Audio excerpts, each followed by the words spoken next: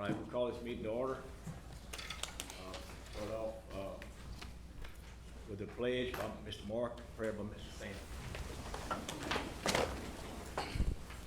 Pledge allegiance to the flag of the United States of America and to the republic for which it stands, one nation, under God, indivisible, with liberty and justice for all. Our Father, who art in heaven, hallowed be thy name. Thy kingdom come, thy will be done, on earth as it is in heaven. Give us this day our daily bread. Forgive us our trespasses, as we forgive those who trespass against us. Lead us not into temptation, but deliver us from evil.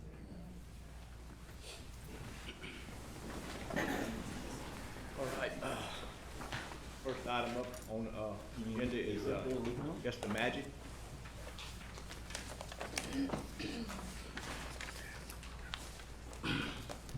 Good morning. Morning. Well, my name is Jill Galmarini. I am the Director of Civic Initiatives for the Community Foundation of Southwest Louisiana. I want to thank Katie for inviting me this morning and having the opportunity to talk to y'all. It's good to see some familiar faces on the police jury.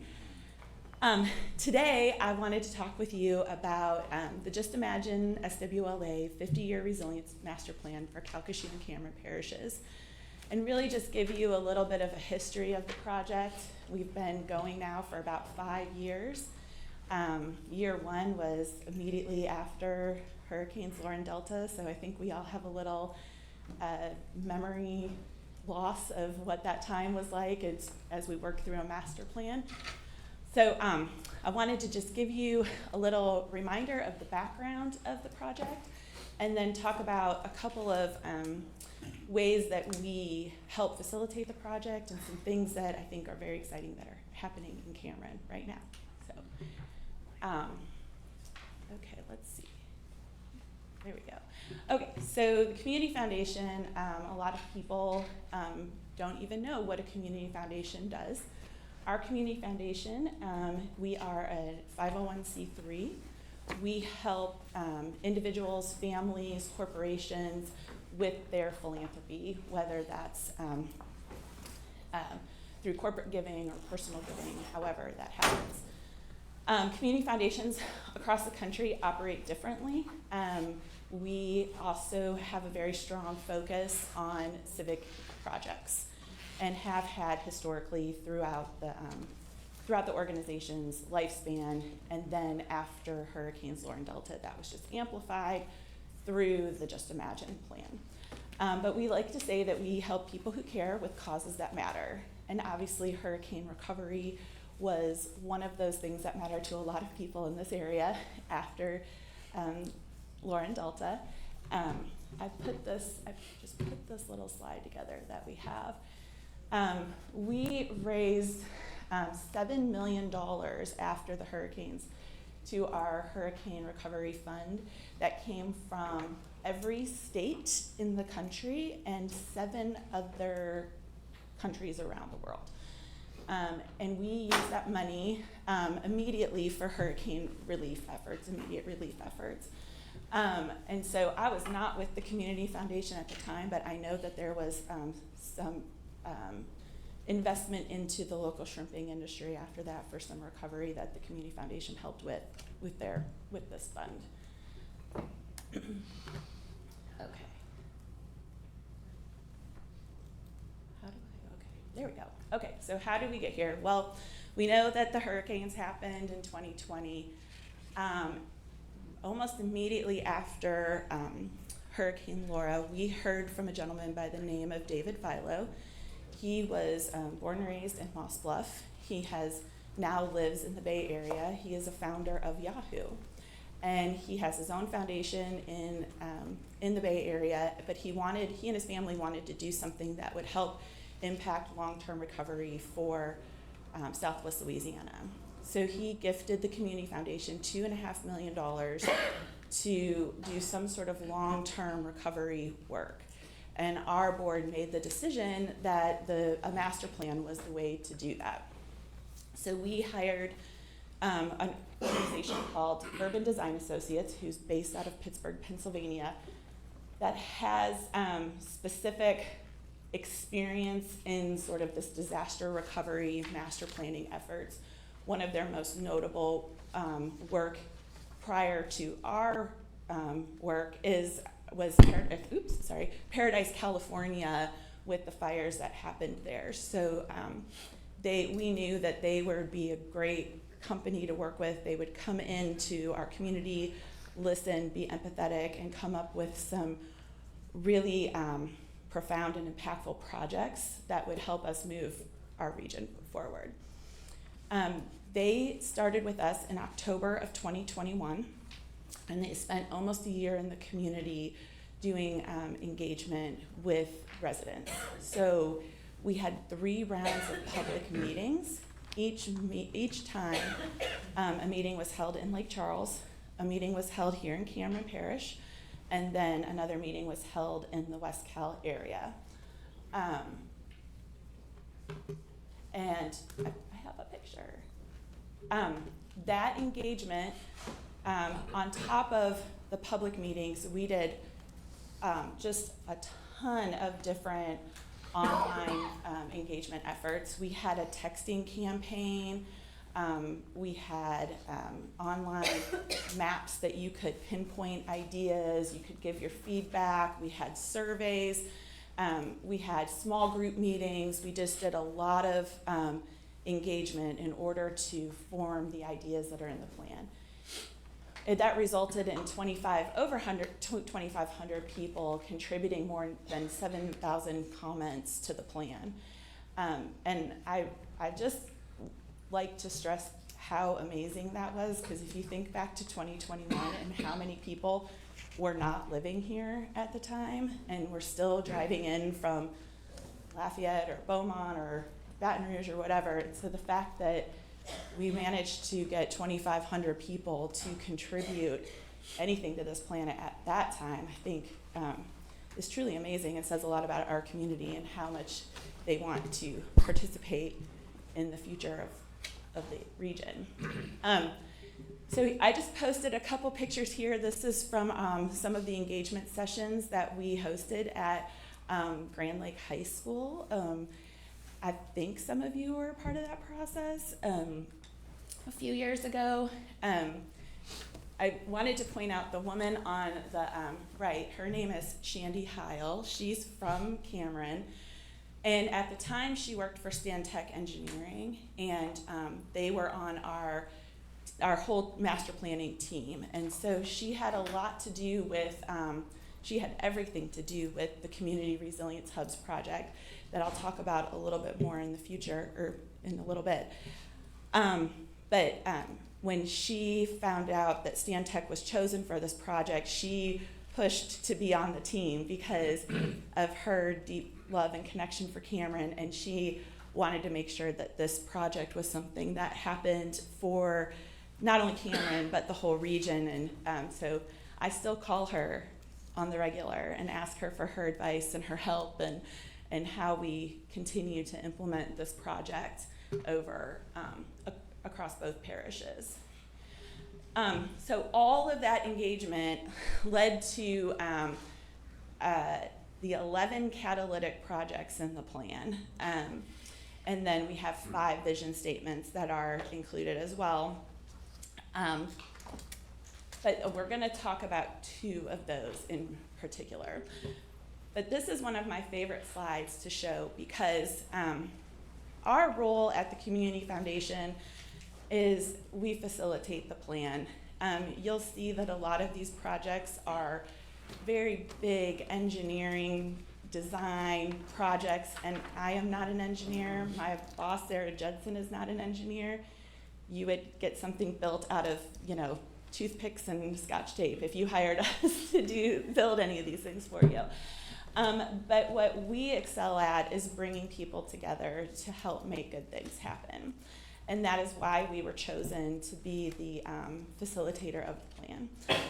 So we work with all of these agencies and partners every single day to make sure that the projects are implemented in some way or another. So when we talk about collaboration and working together and how do we do that, that is something that I think the Community Foundation really excels at in helping bring everybody together. Okay, so the first project that I want to talk to you about is the Coastal Flood Risk Reduction Project. So as I mentioned, there's 11 catalytic projects in the plan. They are not prioritized except for number 1. 2 through 10 are not prioritized, but coastal flood risk reduction is the first project in the plan because we know that it is the most important project that we need to make sure happens. And we also know that Cameron cannot do that alone, that it is the partnership between Calcasieu and Cameron that helps make that happen. So again, when I said I am not an engineer, so I know those beautiful rocks, I've gotten to see them before. I have no idea who designs them and how they get there or how they're built. But I got very excited when I saw them, and I took a lot of pictures of a lot of rocks the last time I was there. But what do? We, okay, there we go. We help share the story. We tell the story. We try to garner interest and support through that, and we do that in a number of different ways. So for instance, we have a relationship with Thrive Magazine, and we write an article every single month in Thrive Magazine about the Just Imagine projects. And so we've partnered with Kara Bonsall and Claire Marceau, and they have been our guest authors over the last couple of years to write articles about the coastal project. And then we will have another one coming up in March about the community resilience hubs. But anytime we can shine a light on Cameron and this project, we want to do, and this is just one way we do that. Another way we've done that is through CPRA, through just kind of developing some relationships through CPRA. After the plan was like almost complete, I don't think I had the physical book in my hand, but we were near completion, and Katie and Community Foundation and other representatives from Cameron Parish and Calcasieu Parish and some elected officials all went to Baton Rouge together as a united front to talk with CPRA about the need for more projects, more investment, how we are working together to make those things happen.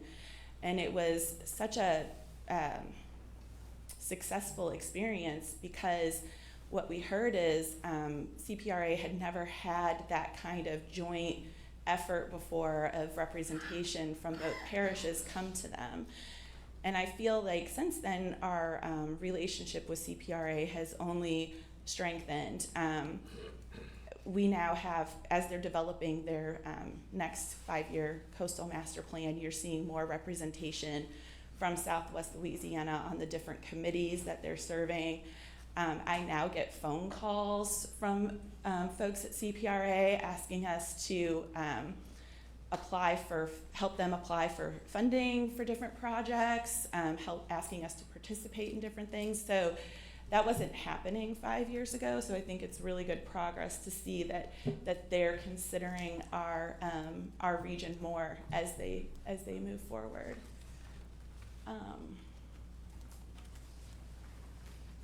Why is this not going? It's like it keeps going back and forth. Okay, one last thing I wanted to talk about with coastal flood risk reduction. After the hurricanes, when FEMA was really embedded in the region, they were asking us for projects that might help infrastructure projects. And we brought to them a project that we're working on in Lake Charles called Bayou Greenbelt. And they were very excited about that project, and they, because of that, connected us with the National Park Service in their River Trails and Conservation arm of their organization, which is basically a consulting arm of the National Park Services. They bring attributes of national parks to communities. the National Park Service came down almost immediately after that connection was made and determined that they were going to work on 5 different projects across the region to help with recovery and infrastructure recovery in the area. So Bayou Greenbelt was one. They did a project in DeRidder called West Park that they worked on. Allen Parish, and then they did something for Lake Charles, the city of Lake Charles and Calcasieu Parish.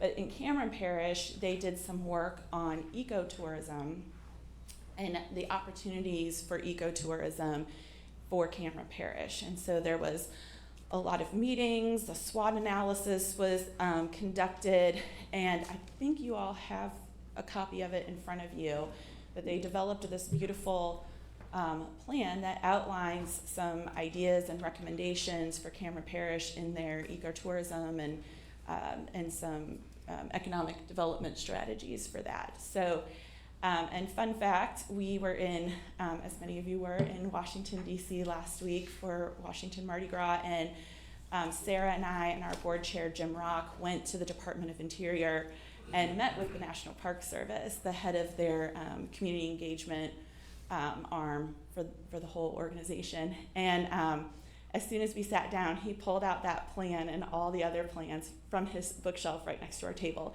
and sat them down. He goes, I use these all the time to talk about best practices with other communities.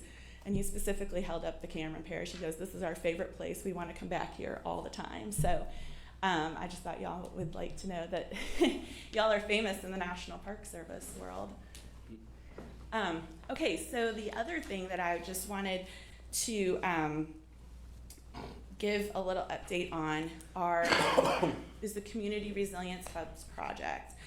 And I am just so excited. Katie and I were just talking the other day, and she mentioned that the North Cameron EOC is almost completed. And this really is the first example we have in the region of a brand new facility being built that follows these standards of community resilience hubs. So I have this is probably hard to see, but the idea of the resilience hubs are building these structures that can withstand hurricane force winds, are not in a flood zone, all of those attributes that make a building resilient. But the other part of that is how it contributes to the community in Blue Sky Days. So is it a park? Is it a community center? Is it a theater? Is it an emergency operations center? However that it serves the community in some way 365 days a year. And the other part of that too is that we want to build a network of these resilience hubs so that when something does happen, we know who to call for backup. If for some reason this one goes down, is there one in South Lake Charles close by that could serve as backup, or closer to Iowa or something like that? So I'm so excited that we get to use you all as our guinea pig for showing the community what a community resilience hub is and how it can be impactful to a community. So how are we going to do that? Couple ways. I mean, there is going to be an article next month in Thrive Magazine about this. We will share the heck out of it on our social media. We're happy to help connect with traditional media to tell that story as well. We will tell everybody and anybody that we know with money about this project and how we can, replicate that in other parts. And then we also would like to do some tours so that we can show people what something like this looks like, the construction of it, what it means for the community, how it embeds itself. The Community Foundation has developed a relationship with the LSU Architecture and Landscape Architecture program. And so for the last couple of years, they have sent students to our area for a few days to do some tours and some presentations around one of the projects in the plan. And so they're coming March 2nd, and so I'm hoping that we will be able to take them to the EOC for a tour, because a lot of their designs that they submit for their studio project often include community resilience hubs in that. So it is something that they're learning about in school and are being asked to put into practical implementation in the plans that they do for their projects. So I'm really excited that we will be able to get to show them that when they come next month. One more thing I would like to share with you is that we're doing something new this year that we haven't done before in April. We are declaring April Just Imagine Month. We are going to be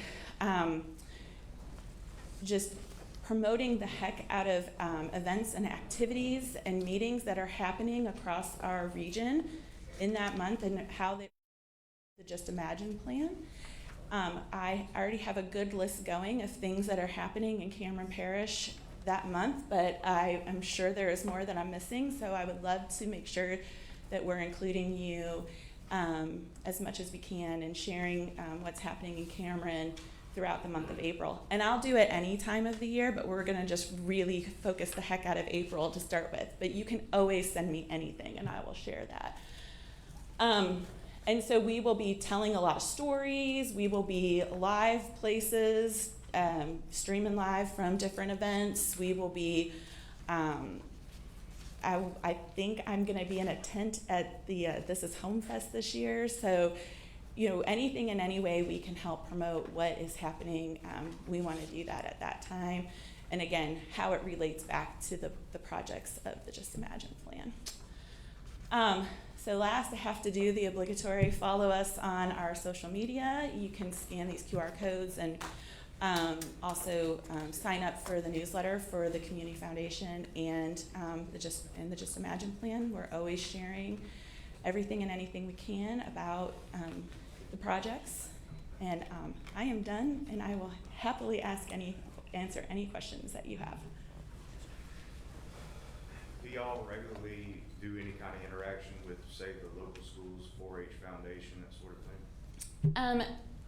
Yes and no. We have in the past. We've been involved, not specifically with 4-H, but with some of the leadership programs that some of the schools offer that do projects related to civic initiatives. So, but I would love to have that opportunity. I don't have any questions. I would like to thank y'all for the work you all do for our region, keeping Cameron's story out there. It's really important to us to get that out there. And I hope our staff, I'm sure our staff is working with you, and we dedicate them to continue to work with you guys as we move forward. Great. Well, it's been a pleasure working with all of you. Thank you so much. Thank you. And maybe in the future, Katie, when they have some of these meetings or little get-togethers, maybe an invite, maybe I'd like to attend one. Okay. Sure. Yeah, absolutely.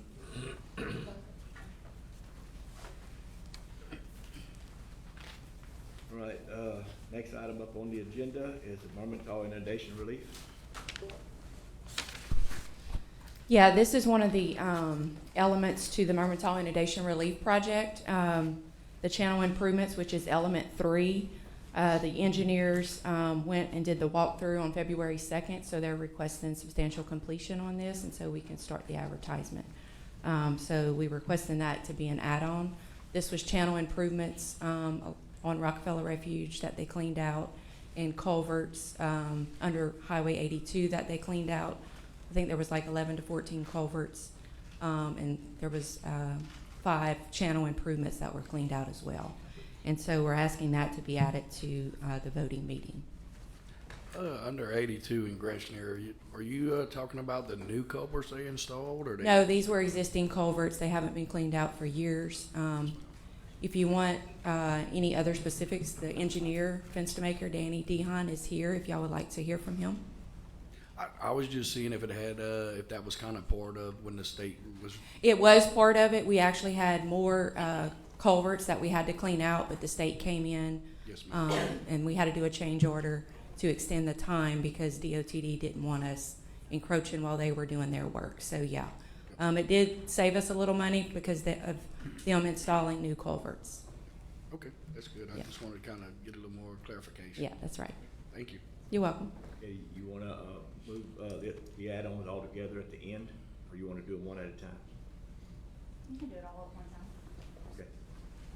Thank you. All right. Next item is a CEA with Venture Global for striping of Troscadero Road.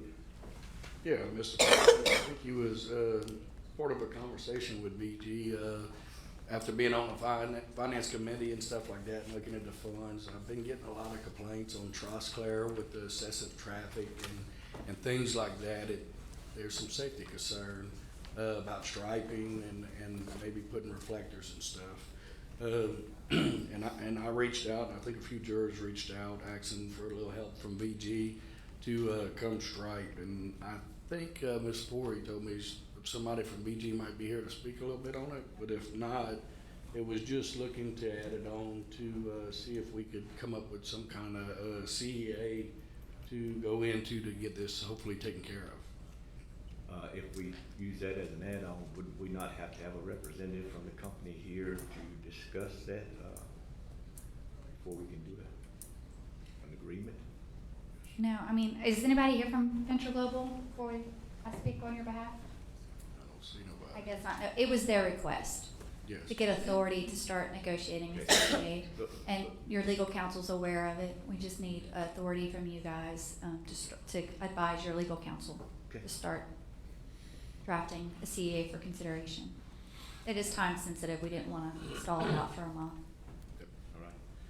We'll move that down to the section where we're gonna do the add-ons. I do wanna interrupt you here before we go into the Archer discussion.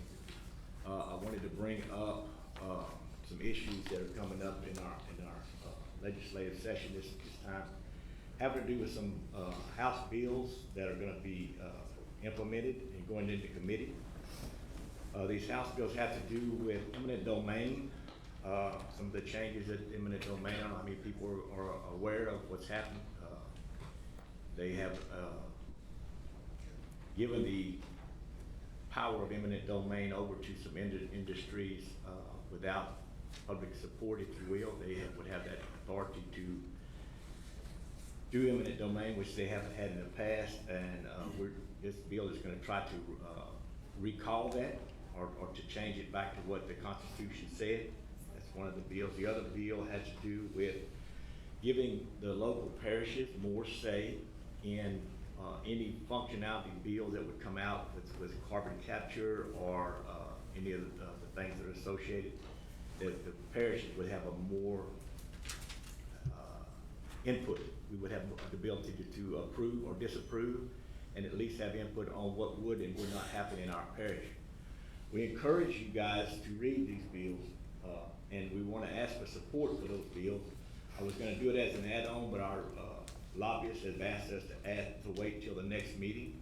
But I want to put that out there. I want the public to be aware these bills are coming in.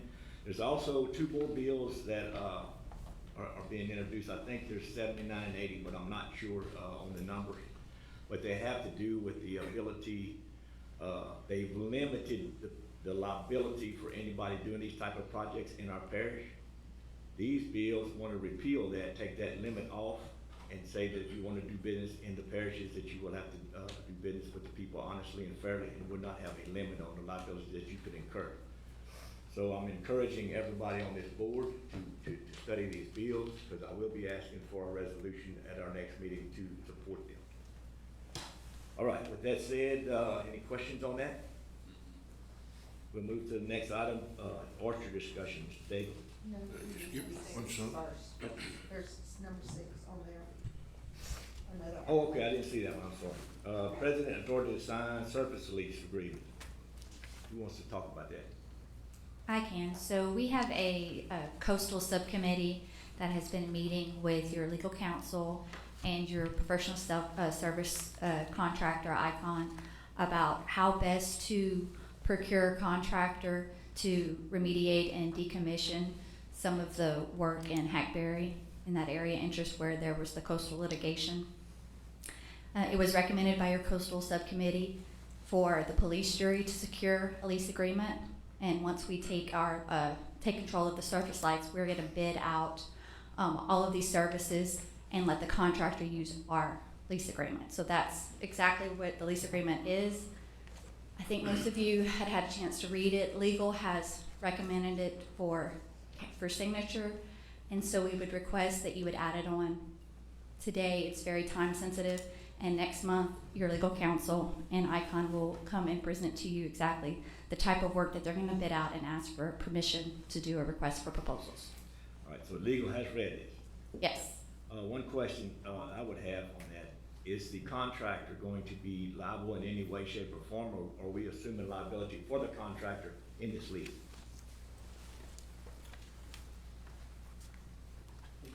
It's been some time since I looked at it, but my appreciation is that the lease, we're not paying anything for this one, correct? $100. $100, it's a nominal amount. So we would have a separate agreement, I'd anticipate, with anybody who would use. So we're leasing the property, and then whoever would come and use, we would have an agreement with those. So the contractors, I mean, that would be subject to the agreement we'd make with contractors that come in, you know, who's responsible for what. And the reason I asked that, I read through some of that, and it's pretty involved as far as $1 million for liability for this and all this kind of, so if we're gonna be accepting that for the contractor, I wanna know that up front before we would sign anything. Sure. Okay.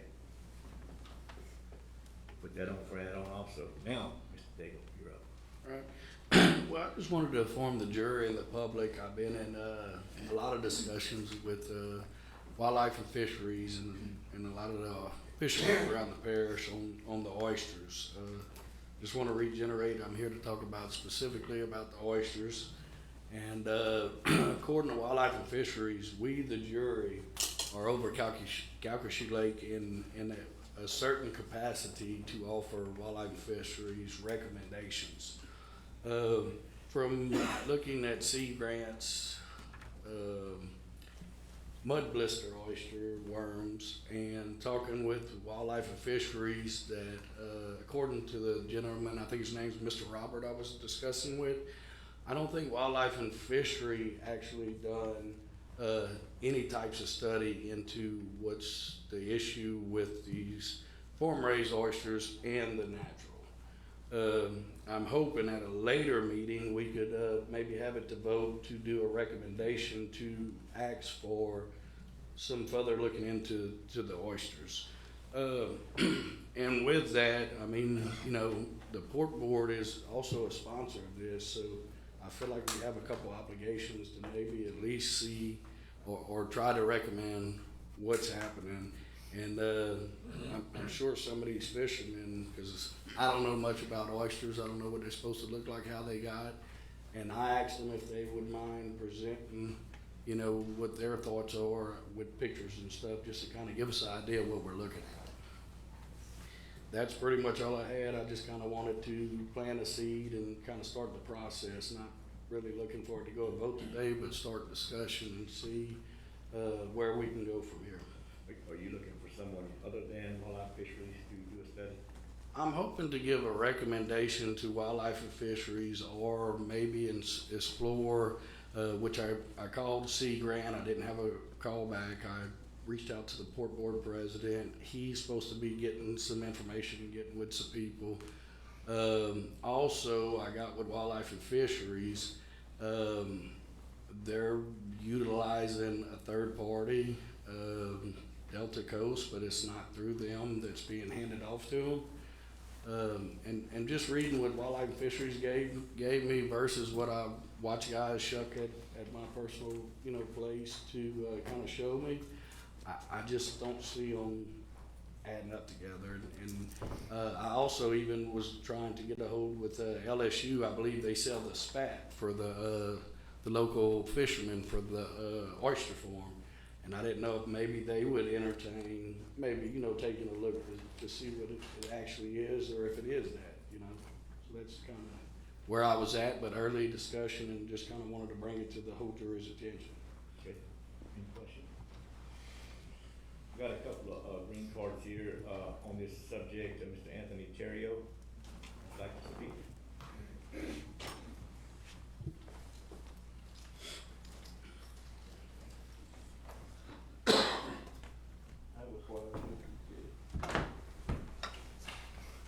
I actually brought some oysters, if y'all don't mind me bringing them in. so everybody can look at 'em.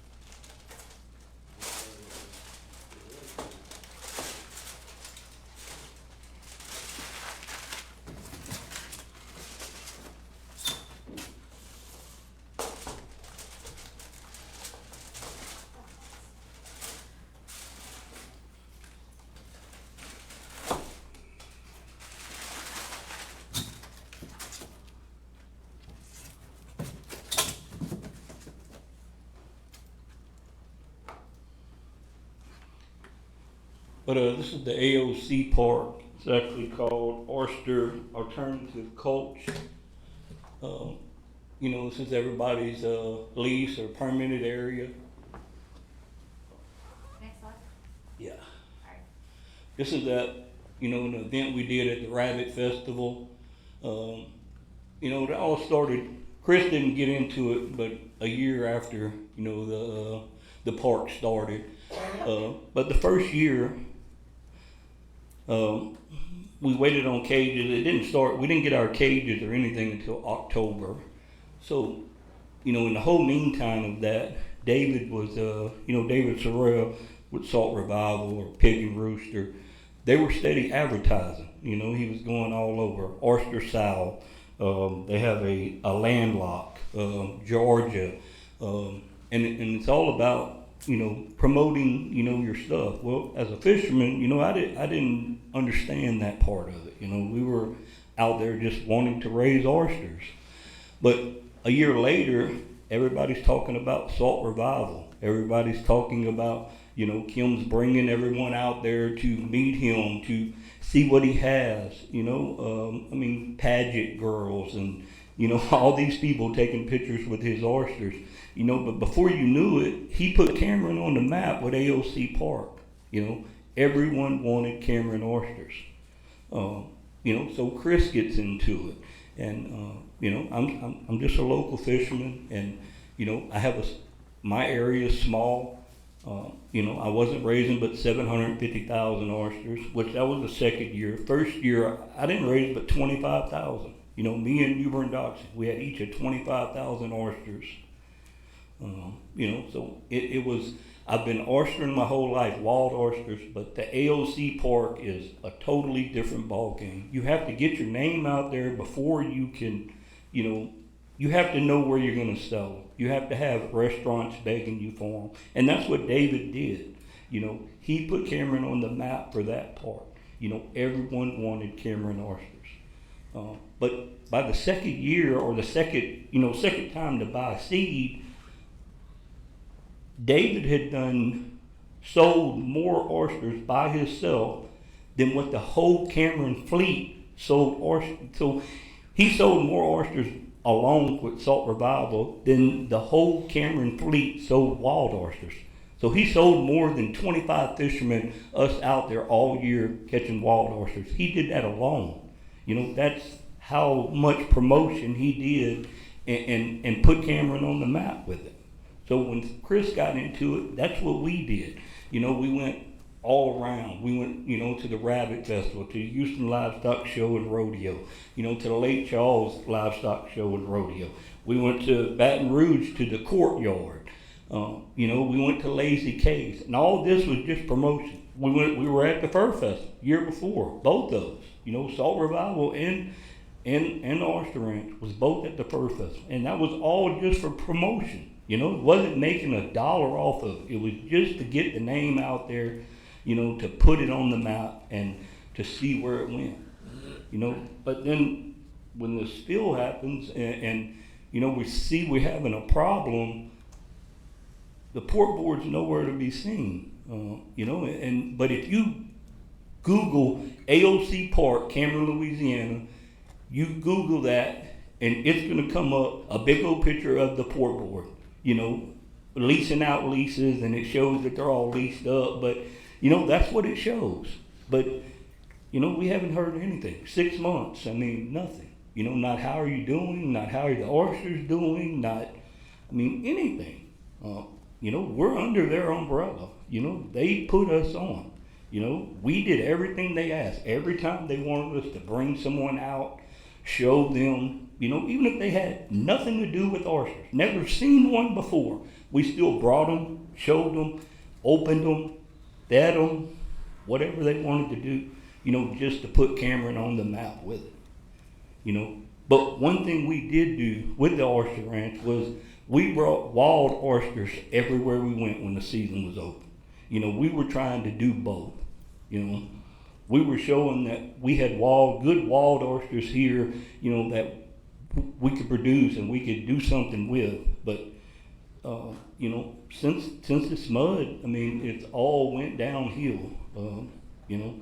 I mean, we're fishing wild oysters. We get to fish, you know, we fished 3 weeks this year so far, but I mean, that's only 3 days one week, 3 days the next week, 3 days the next week. I mean, the product here is hard to sell. You know, it has mud in them. I opened some, but I did bring some that I can open right in front of you. And it's just the mud, you know, the mud's unreal.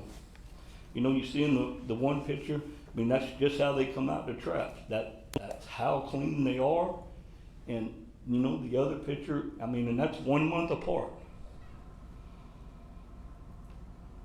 So the ones that are white in the baskets, y'all did not wash them? No, we did not wash them. That's just straight out of the cage.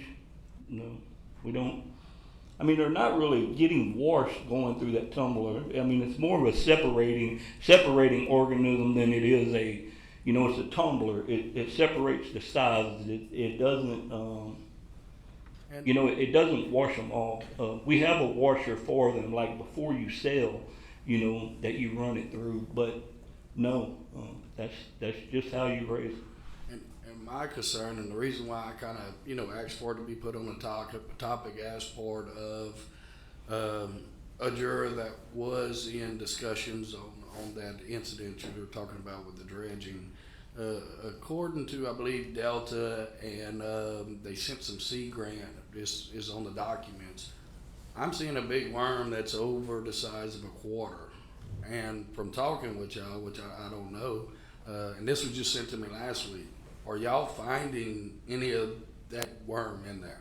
I mean, have we seen some worms? Yes, we have. But if you come and look, I'll show you. A lot of them have like a quarter-size mud spot in them that you can bust, and you know. And what happens is it's happening a lot when you cook them. You know, are they good to eat? You know, yeah, I've ate some.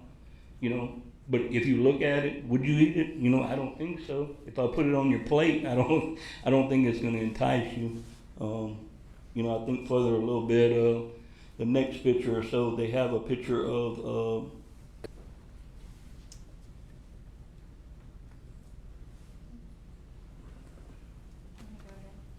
And again, Tad, please elaborate like on the oysters or anything, because if the public's anything like me, I don't know nothing about them. Whether what they. Well, you see the far picture, you know, that's October 23rd, and I mean it's dead. You know, that was the aftermath, and that's what we fought first was, you know, the dying of them, and then when we got through that, you know, we thought we were going to be okay, but now, you know, we have this mud in them. You know, and I think it's just, you know, it's a filtering oyster. You know, I think it's just too much mud for it to filter. You know, too much sediment. And I know the biggest concern early on, and again, I will say VG hired Delta Coast and done their due diligence. They're saying it's a natural issue and a worm that's natural. So that's why I think with us being over the capacity, which I didn't know till I spoke with Wildlife and Fisheries, that's why I'm hoping we can get a recommendation, is how I think it's worded in the RS statute or whatever that he gave me. But I mean, you know, it sounds like it's not tied to the incident, but something's clearly, from what I been hearing is clearly wrong with it, and I think we need to, you know, put them on the map and try to hopefully get Wildlife and Fisheries or somebody to check them out. But I know in early on, the biggest problem was how much was y'all washing them versus now? Well, I mean, you normally don't tend to them, but I mean, there's a lot to tend to, you know. I mean, Oyster Ranch had 5 million oysters out there, you know, 5 million plus. I mean, I never got an exact number, you know. I just worked out there for, you know, whatever he wanted me to do that day. You know, I had 750,000. You know, I was supposed to, you know, get 1 million, but you know, after the spill, we never got no more seed. You know, we were waiting to see what was going to happen. You know, but we're already time to, you know, you're supposed to put orders in already for your seed next year. You know, you only get seed from, you know, it's usually sometimes May, but normally June to October. You know, that was a lesson learned too. You know, first year we didn't get any seed until October because, you know, the way everything started, we didn't start till late with that grant and everything else. You know, so after October, you're not getting any seed. So. And can you tell, you know, elaborate to the jury? I know you've been in a lot of discussions with Wildlife and Fisheries and stuff. What are y'all's concerns? Well, this is just a part. I have some stuff of the wild stuff, you know, and we'll get to that. If you go to the next picture, Kate. But that's the difference, you know. That's us at an event, you know, in March, and that's what, you know, we would try to serve now. I just, you know, I don't see no way to put that out there. You know, marketability is everything, and you know, you can't give yourself a bad name, so Right. you just soon not sell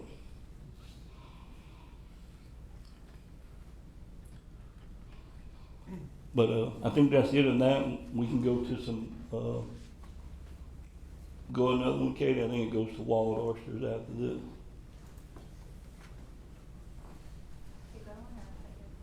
Well, that's just, I mean, you can't really zoom in, but January 7th. I don't know, oysters, give a little bit of insight, you know, because I know what the pictures are from discussing with I nobody. understand, but look. Maybe Wildlife and Fishery needs to come right out here with us, because for some reason, we can find plenty of dead oysters. And plenty of mud.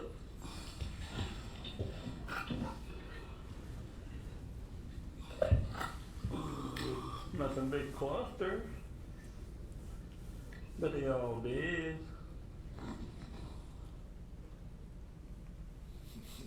That's the Reefs by T-Boys. January 7th. What do you not see? Not one oyster boat out here. No one. No one working. No one making any money. Everybody's sitting here waiting, hoping. What do?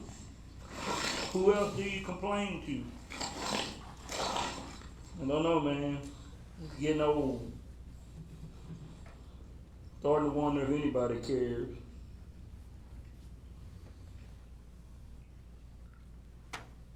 The marshes was tall. January the 8th. Just so everyone knows that I know where the new coach plant is. Every one of them spots are spots on that coach plant. So I have 1, 2, 3, 4, 5, 6, 7, 8, 9 spots that I've tried. In 9 spots, this is the result you get.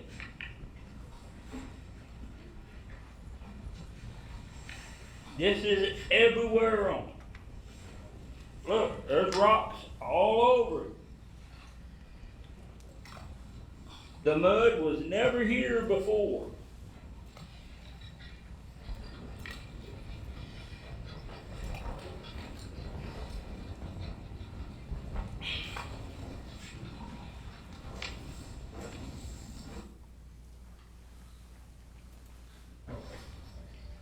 January 29th.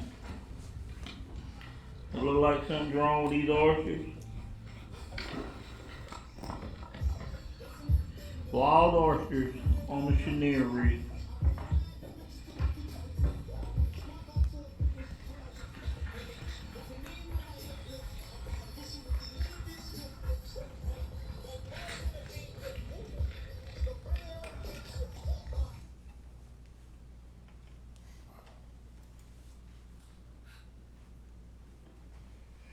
The walleye fishery says we go by 7, historical spots. Sam, you know as well as I do, there's more than 7 reefs in Calcasieu Lake. But they say that they go by 7 historical spots. 3 of them's coach plants. One of them's that new one with the mud. The other 2 are Chenier, and they have one inshore. I forgot what it's called. They go by 2 offshore spots that are off the end of the jetties, and they have 2 spots in the washouts. But the closest one to No Name is the new coach plant. That has a lot of settlement mud on it. But all the reefs that are in front of T-Boys that have been there for 30 years, that every fisherman, every oyster fisherman, every sports fisherman, every guide boat, we all know where the reefs are. Sam, what would you think? 30 reefs in Calcasieu Lake at least? More. But they only go by 7 because they say it's historical data. And I will say, I had Joby on the boat after this incident, and Mark was with me. I picked the spots. They didn't. I picked the spots, and they look very similar to what you just came up with. That's a fact. And for the wild stuff, no one owns it, it's Calcasieu Lake. But without good reefs, we don't have fish, everyone's hurt. You got 150 guide boats in Hackberry. You got all the crabbers, you got all the oyster fishermen. Our stock assessment this year was done before this happened. Our stock assessment was, I want to say it was July the 5th or July the 8th or 18th maybe, somewhere in that area. But it was before this happened, So, Tad, I worked at Wildlife Fisheries as a heavy equipment operator, not in no capacity over wildlife or anything to that nature. In my time there, I personally saw wildlife. They get a boat, they'll go offshore, catch a bunch of fish, come in, they got a bunch of biologists do studies on them. I watched us have to build wooden platforms to force feed apple snails to alligators and all kind of stuff. I was personally baffled as a juror when I called and talked to Mr. Robert, and he told me they did not conduct or they don't open oysters to look at them. That they're relying solely on Delta Coast that was hired by a private entity to do a study. So that's my only concern. And from being a juror and representing the people, I don't want to put Wildlife and Fisheries on the spot. I don't want to put anybody on the spot. I'm not here to cast blame. I just think it's time to start using what we're supposed to do. And being under a capacity or another, we are over Calcasieu Lake as the jury to give recommendations to Wildlife and Fisheries. This comes from Wildlife and Fisheries. I think it's time for the jury to vote on a recommendation that we would like to see. We need to look at this. We need to keep our heritage strong. We need to keep the fishermen good. We need to keep the oil industry good. But we all got to work together, and there's an issue. And I'm being told it's because of drought. I know we had a way worse drought 2 years ago. So I think we got the data and everything else to back up everything. We just need to work together to find a solution, because all what I'm hearing from these guys, honestly, is we need help, but nobody's listening. So.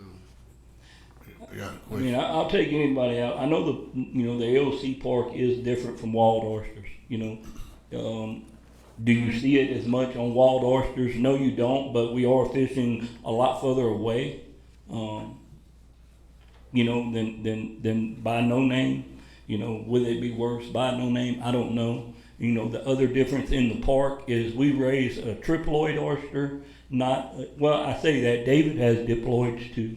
But a diploid is a wild oyster, a triploid is, you know, one that they mess with the chromosome so it doesn't reproduce and it just gets fat year round. But it's still an oyster, you know. I feel that if you're seeing them in the, you know, in the cages, in them oysters, it has to get to the wild oysters too. But the other thing is, we have a way of looking at, you know, baby oysters. And if you look at these ones that I have right here, you know, you can't even, we buy them so little, you can't tell what they are. That's how little we buy them. And we tend to them and raise them from that little. You know, and the other part of it is, you hear about, well, you know, they're supposed to die a lot or whatever, you lose a lot. Everything you read is about 20 to 30%. Do we see that much? No, we don't. But I'll even go with that. But the one thing about buying them is, if you buy 1 million, they're going to send you, you know, 1.25 million, because they make up the difference of the dead loss. They understand that part of it. They're not going to send you 1 million knowing that you're only going to come out with 750,000. You know, they send you 1.3 million or whatever because they want your business. I mean, you got to think. I mean, the park right here. We bought 11 million oysters this past year. You know, and they were going to buy more. I mean, but that's what was bought. You know, this past year, 11 million. Well, I know from being on another committee about the fisheries building, I don't want to use names, but I mean, it's already on record. Mr. McCall come and talked to us about possibly renting, and his main goal was, I believe he was looking to try to get into the spat where we're kind of, I guess in Cameron Parish, we can start it, grow it, and raise it. Because right now, I think y'all have to go to LSU. Well, you mentioned LSU, but actually we go to Mississippi because LSU grows mainly diploids. I got you. We go to Mississippi because of triploids. You know, triploids stay fat year round. Like summertime, you know, diploids spat out, so they're clear looking, you know, no meat in them. That's why you were always taught you don't eat oysters in the summertime, which, I mean, the reason for it is because they spat out and they have no meat. But a triploid doesn't do that. It stays fat year round, you know. So I believe. Hey, Mr. Anthony, with the wild oysters, I know you've been oystering your whole life. Have you seen this before? I've brought them to everyone, and no one's ever seen it, you know. I mean, I've been doing it for 30 years. I'm 50. I've been doing it since I was 20. I've never seen it. I have some wild oysters here too. You know. Hear of any other cases in the state? I mean, just like Mark said, you know, they sent me the stuff about the mudworms. You know, that's all. I mean, but have I ever seen it? No. I never. I spoke. Well, I also had the pleasure to speak with another farmer that you spoke about, but I won't use his name unless he wants to. But I will say, I think last week he was at a conference, maybe in Houston, if I remember right, and that was a bunch of farm-raised oyster fishermen from around the United States that do it, if I remember correctly. And also, I believe he showed them either pictures or live oysters that he brought, and they have never seen this. What I'm told, I think it's the East Coast that this is kind of familiar with, up in bays or something they call it that we're not familiar with. But from listening to everybody, it just sounds like an anomaly, or maybe it evolved into something that looks different than it did before. I mean, I don't know, but I just know when you don't have an answer, but you get somebody to send you a picture, and then you take that live picture with a scale, shows you what it is, and then you look at all the oysters, and I in my unprofessional, because I don't know much about an oyster, unless if they're gritty, I don't like to fry them or eat them, but other than that, that's about as far as it goes. How can we help? How can we help? Go from here. I think our biggest thing is to use our capacity. I want to say it's a RS statute. I just wanted to come, not too much, I guess, with all the facts and details or not, but I wanted to bring enough to get this process started, but I think the recommendation with Wildlife and Fisheries would have weight if it come from the jury and not a juror. So from talking with them, I think that's how we can help. I think we're all in agreement that we know we got some specific problems out there. There's no doubt. But where do we go from here? We're gonna ask Wildlife and Fisheries to study it again, or do we get a third party in here, or what are we asking to do? Wildlife and Fisheries has never studied the problem with the oysters. Mr. Robert told me they're using Delta Coast, which that was presented to them through this dredging incident by VG. From speaking with the fishermen, again, I'm here for the oysters, not the problem or anything to that nature. I want to make that clear. From speaking with all the guys that do it for a living, that's raising them from before you could even see them to growing them, and haven't had just a minor few years with that, which that's a new oyster to this area, but the wild ones are showing the same thing. With that being said, Wildlife and Fisheries did not do no studies. Did they have the capacity to do a study themselves, or would they have to form it out? I know, in my opinion, they have biologists. I don't know if they have the capacity, but I think with us being over the lake in a capacity, we could ask them to either, if they are in that capacity to do it themselves, to do it, or for them to hire a third people, or something. The fisherman's looking for more than what's in place now. And I was hoping when I called Wildlife and Fisheries, they can say they done a study or something to that nature. And okay, if it's the same thing, no problem. Resolution. Yeah, we could probably put an ad on and vote to do a resolution. And to urge them to, one, do their job, and if not, find somebody who is a professional that would understand it, that the scientists behind it. Correct. And get this done. Yes. And I was hoping, I know Sea Grants fee and stuff like that and some other things. I just never, I put in calls to them, but I never formally was able to talk to them yet. So it's still in the early process. All right.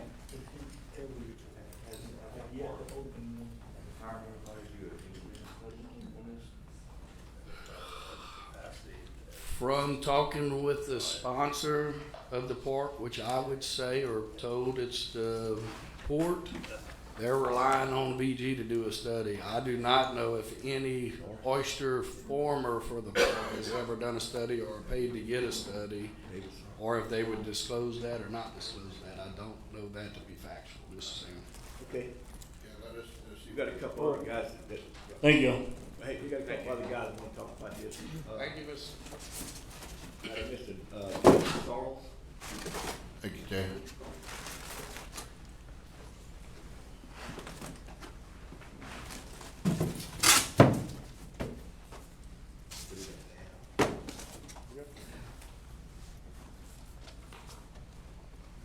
Good morning. I'm David Sorrells with Pig and Rooster Oyster Company, previously Salt Revival Oyster Company. And I just here to answer questions, but also maybe shed some light on what we're seeing. Yeah. So, we are seeing an issue. And I think I would encourage you, if we're gonna get a third party to do these tests, that they know what they're doing. Unfortunately, with mud blisters and mud blister worms, there's not a lot of solid studies done. There are all kinds of studies done. And I know that the overall consensus from a lot of people right now is they're naturally occurring. I've heard about the drought. You're right. We've had oysters out there for 3 years trying to make this park a go, trying to make boutique oysters a go from Cameron Parish, because Cameron Parish consistently has had some of the best oysters in the nation. So we took a chance and we've done it. We're doing it. We've had droughts. We've had ship traffic. But it has not been until this year that we have seen this infestation. And there are plenty of studies that show that the effects of oil and gas dredging operations increase silt, they increase solids, they increase the turbidity of the water, which creates a perfect atmosphere for mud blister infestation. Our oysters are grown on the surface, away from the mud. A lot of times, there's not even a lot of cleaning until this year. Typically, you will see more mud blisters in a wild oyster because they're in the mud, they're in the sediment. These mud blister worms are filter feeders, just like the oysters.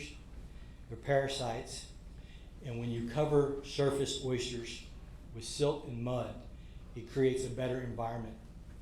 I also had a colleague who really put it well in my mind, and yes, they're naturally occurring.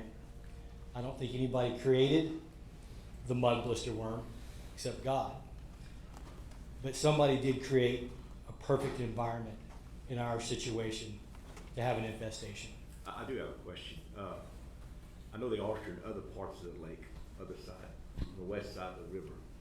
Are we seeing similar issues with that, or is that strictly staying in Cowtree Lake? That I do not know. Y'all know? No, sir. So it is more rare to see mud blister worms in caged aquaculture. The amount of infestation we've seen this year alone, I'm sorry. I mean, I'm not a biologist, but I do have common sense. And when I haven't had an issue one in the previous 2 years, and then all of a sudden we're seeing the sediment. I know the dredge spill was an issue, and I know it's pretty much been contained, but we're still seeing just the work that's being done. The dredging of Monkey Island, the ebb and flows. I mean, we've seen more silt in this water this year, and it continues till today. Mark, I think I sent you those pictures last week. Yes, sir. That we just went out to the park and wanted to check on our cages because we're not doing a lot of work with oysters right now. And we idled through the farm, and we turn around, and there's the biggest mud trail we've ever seen. I mean, it's just like, whoa. I had to take pictures of it. I mean, it's just, there's so much turbidity in our waters right now because of the industry, because of what's going on. And again, I'm not anti what they're doing. You all need it. But I think we've said it before in here, like if you're gonna screw it up, help fix it. And So, early on, I think initially it was Mr. Joby Landry that brought this to my attention. But early on, I don't think I went out there personally, but I think you called me and sent me some videos. I thought it was in the lake, but you're actually on the old ship channel, or so to speak. And you was taking surface water out of the top of the ship channel and putting it into your baby spat form, if I'm labeling that correctly. And it was getting so bad that you was having to clean it and stuff like that. The amount of sediment was just mind blowing to me. That's right. So we also have a nursery operation. So we're able to buy a lot smaller seed and spat from these hatcheries than the other guys. And what we have on our dock, we lease a spot over on T-Boy's property, right on the old river. And we have a big seed table that it works as an upweller system. So it feeds the baby oysters, but it keeps them contained. And I think it was last May, May before the Loop Project incident, that we had gotten seed. And for a couple months, we still have to take care of those oysters. We had them in a seed table, which is a big upweller system, and we would lift, it's basically a 2x2 fiberglass vat with a screen on the bottom. We would lift those up every day to give the oysters a rinse. And we would clean the entire table. We'd drain it and clean it once a week. And in August, it got so bad that we were doing this every single day because overnight we would get over an inch of mud on the bottom of the seed table.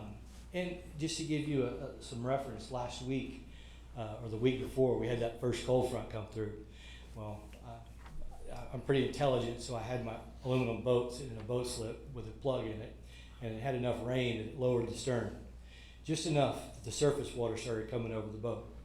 And it filled up the boat a little bit with water. The next day I went out, it took me 10 minutes with a pump to pump the water out of my boat. But we spent the next 2 days getting rid of the mud in the bottom of that boat. So there's still so much turbidity. to the point where we don't know at this point how to move forward. And like Anthony mentioned, we should be buying seed this year already for our next crop. Last year we had bought 5.3 million, and we still had some left over, but all our oysters are unsellable. And so I guess my point is, like with the mud blister worms, there's lots of people that will say, hey, that's naturally occurring. I think that's just a smart way to say we don't know. Yeah. So there are studies, there are groups out there that do have studies done from the effects of dredging operations and oyster aquaculture, specifically in the cages. I'm not a wild guy, so I couldn't speak to that. But it's more prevalent in the wild, and it's not as common in our situation. But like Anthony said, it's also more prevalent. You see mud blister worms in your larger, older oysters. Well, we get oysters to harvest in 6 months, 8 months, and that's pretty quick. We flip and desiccate our cages, air dry them out. Worms can't live through that. Despite all the efforts, we are seeing a infestation in these, and it makes sense that the oysters are covered in silt and mud. Something's created an environment that's perfect for these guys to get in there and bore into the oysters. We do see the worms themselves, but like Anthony said, sometimes we don't see a worm at all, but we see these mud pockets. The bigger concern too is, we're raising a premium boutique oyster. This is a different market than your wild oysters. Unfortunately, I don't have any pictures. I wasn't planning on speaking. But these oysters go for a premium at premium oyster bars in Houston, in Atlanta, in Chicago. And they want a certain product. And so if we do find an oyster that really hasn't had these mud blisters in them, what we're seeing is the oyster liquor itself is mud. And when you open that in front of somebody, there's too many other options out there. So we're disheartened, we're stressed, but there is something going on. And that was my main thing is the waters are not conducive for what we're trying to do right now. Mr. President, so if you guys felt like you've heard enough information today and you feel like that the crop losses are substantial enough to report, you can request Danny to file a declaration, agricultural disaster declaration. That would urge the governor to take a look at it. Just to manage expectations, only the U.S. Secretary of Agriculture can actually approve a declaration, but I think if you're looking for some action item based off of what you heard today to kind of get some attention on this area and get people looking at it, that might be your solution. I would like to see us do that, and also a recommendation to Wildlife and Fisheries, as I think we are entitled to and in the capacity over Calcasieu Lake. Right, okay, yeah, so we could probably put that in the verbiage in the declaration. Danny's office can draft it, and if you're ready to vote on it today, we could do it as an add-on. If you want to wait, take a look at the verbiage and do it at the next month, we can do that as well. It's up to you guys. Would it be wise to do that before or after if we get the wildlife fisheries to put something on the dotted line? Because the first thing they're gonna ask. Something like this was going to require some investigation. We see with our own eyes, but they're gonna say, where's your scientific evidence? I don't have a problem with doing it, but I wanna make sure we do it right so we don't get shot down before it even Right, gets well, done. I think this will require some sort of reaction. If we file an actual declaration, disaster declaration, it's going to require them to at least respond to us with something. You figured out how to put that in your motion. Will that work? Yeah, absolutely. Hey, I'd like to ask one more question. Go ahead. Mr. Anthony, have you got any oysters out of the West Coast? No, sir, they didn't start buying K maybe 3 weeks ago. Do you know anybody that checked the oysters in the West Coast?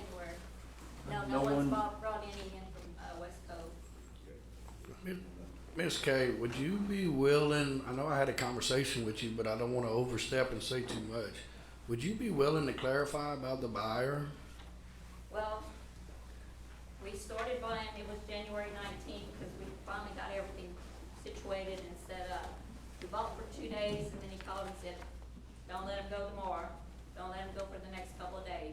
We want to see what the oysters are like. So about 3 days later, he said, Well, go ahead and let them go, make a couple days, and then we'll see again. So they made, I think, 2 days or 3 days, and it was the same thing again. Let me see what they look like. Let me see if I can move them. Then he's like, we can't move the oysters, they're not selling. So we just made another 3 days, and now we're shut down again. So I know I was personally told at one of these meetings that the oyster buyers stopped the first time and left because the sack of the oysters was not to the weight it was supposed to be, and it wasn't because of anything wrong with the product. Now, he's never said there was anything wrong with the product. It's just he's having more time moving the product. He wanted to make sure they were clean enough. They don't want the large oysters at all.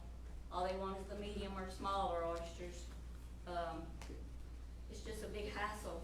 I mean, So you didn't hear nothing about the weight of the oysters and the No, fishermen that's not not putting what they were supposed to be putting in them? well, I mean, they don't want the big oysters, and the guys had brought in some bigger oysters because it's quicker and easier to fill up the sacks with the bigger oysters. But, that's basically all he said was. Okay, you know, I just wanted a and little the cleanliness, clarification. I mean, some of them don't bring them in clean enough, but I mean, there was only one or two that, well, that he complained about as far as cleanliness, but, no, I mean, they just want the smaller oysters, they don't want the big oysters. Yes, I ma'am. mean, Mark, I did, just to, on this topic, last week, you're right, I was in Houston for the Oyster South Symposium, and there were oyster farmers from all over the nation, and even some from other countries. I did run into Raz Halevi, and I just cornered him, and I said, Raz, you know, I'm hearing so much stuff about you're buying, you're not buying, you're not buying. What are you seeing with our oysters? And he told me that he was buying a couple, 2-3 days a week when he can, because he was getting pressure from some of our fishermen to buy oysters from him. I said, great, I'm glad you're supporting them. What are you seeing? He said, they're ugly. And that's all he said. So I don't know if that Correct. goes into your question there or not. One thing I didn't say a while ago regarding mud blisters was my colleague, I think, put it best with they're naturally occurring. It's kind of like an ant mound, right? Ant mounds and ants are naturally occurring. You step on an ant mound and you've got a problem. And whatever's happened out here, the turning up of the bottom, the dredging, removing the dirt, it has stirred things up and it's created an environment. So I'm not blaming anybody for creating a mudworm blister or a mud worm, but they've created the environment for sure. I appreciate it. Thank you. sir. Thank you. I have one other guy, Eddie Lejeune.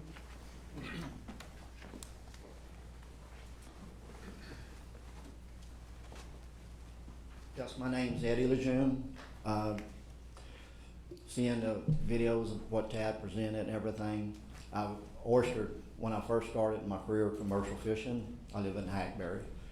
I've never seen that. I've shucked so many oysters early on before they even had places restricted. You could oyster anywhere you wanted, and I've never seen that.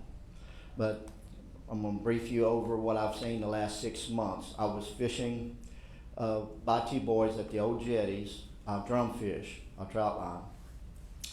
And since the incident that we had, I've not seen any fish, any drum in that area that I've caught, just mud on my lines, a lot of silt. The only fish I've seen was lots of gaff top. It was very unusual to have that many gaff top in that area. We went through our winter run, just about finished with it, and there has, usually when the water drops out, water gets cold, the best areas are south. There has been no drum south of the old jetties, north of the old jetties to Grand Bayou area. I've not caught any. Still seeing lots of debris. No fish in Turner's Bay. Usually that's the first place you start seeing a lot in the winter. Usually the fish come out of Grand Bayou and they work their way down south, and it hasn't happened. The fish that I've caught in West Cove, there's been no fish in the immediate area in front of Oyster Bayou. lots of settlement. I have pictures showing the settlement where it's coming up, mud all in my lines. Evidently, the silt has worked through the channel and worked itself up against toward Rabbit Island. No fish there. On the outsides, yes, there's a little bit of fish, a lot from the west side going to Nature Trail. That's where the fish seem to come out this year, and that's where we caught the best at. There's been on the north shore, there's been fish being caught. In front of the river the last week, the last day that I fished, ship come by, I put it on Facebook. I was almost into the juniors cut when the ship sucked the water out, LNG ship. And so I'm stuck there watching the crab pot tumbling by me and waiting for the water to come back up. The ship was half a mile before it ever got there when it sucked it up, sucked it all out. After it passed, I took pictures of the crab pot still, you can still see it. I had to eat myself out backwards 500 foot to get in deeper water to get back to go home. Big Lake, I'm gonna jump back to it. There's been some fish being caught from Crab Lady's Cut in that area, all the way to just south of Commissary. And on the west side, Texaco going towards Shell Beach has been the areas where the fish congregated at. Nothing is normal this time of year. It should be south, and they're not sticking around south. So just all I'm seeing is lots of settlement everywhere. If y'all could, we still need to look to the future and get these cuts narrowed back down and some kind of rock systems or something to slow this, the water flows. Let our water maybe at some point, maybe this all wash out to sea and clear up the lake some. It's mud. Every time the wind blows, it's solid mud in our lake. Long Point, there's been no fish in 5 years since they dug that cut across to put the rocks on that west bank.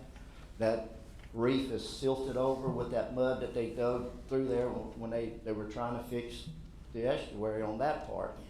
But there's no sport fishing men that caught that I know of, interners or Long Point.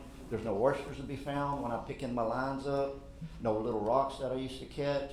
I'm not even seeing clams in the middles of the lake where we used to catch a lot that they would get on and stick to my lines. I'm not seeing any of that. They put a levee on the north end of Sabine. They dig in a pipeline or something through there. They had a big mud levee back in November when I went.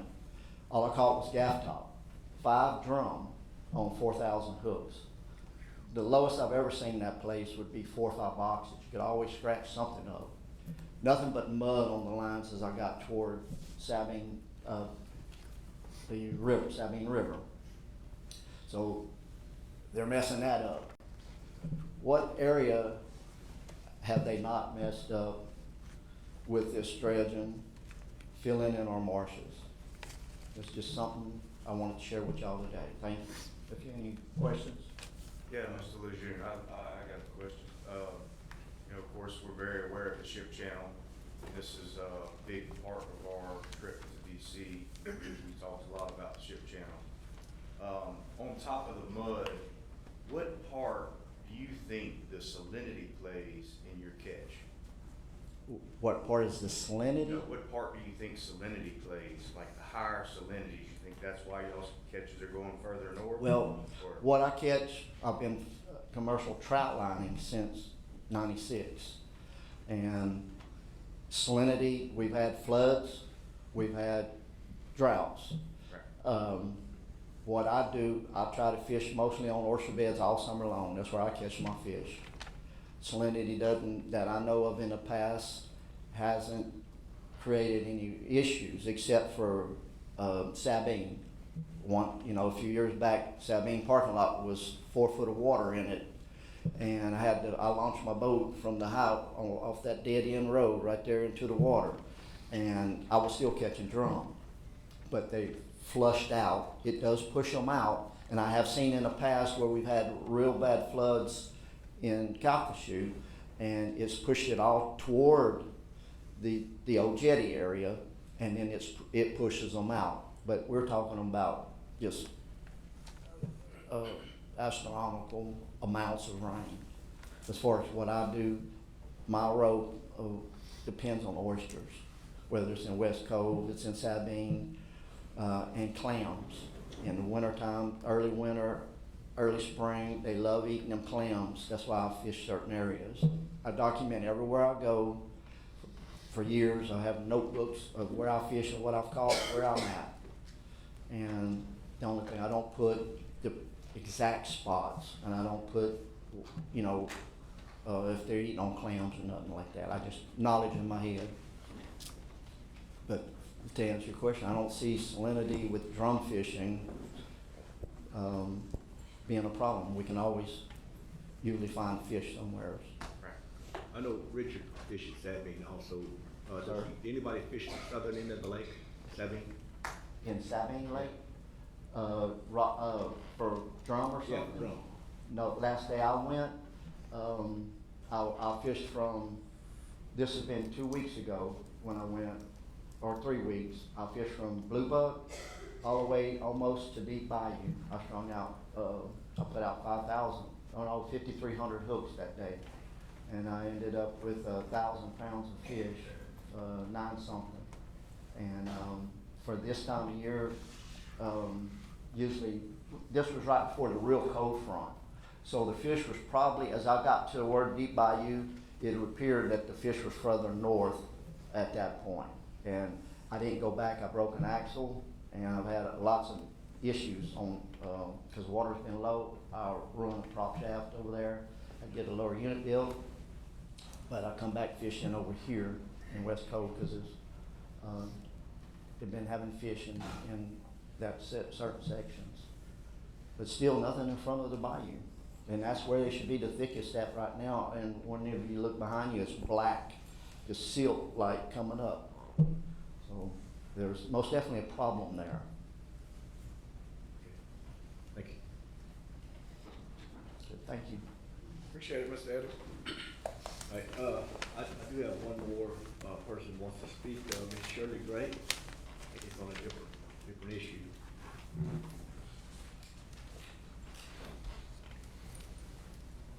I have 3 different things I'd like to ask y'all about. First,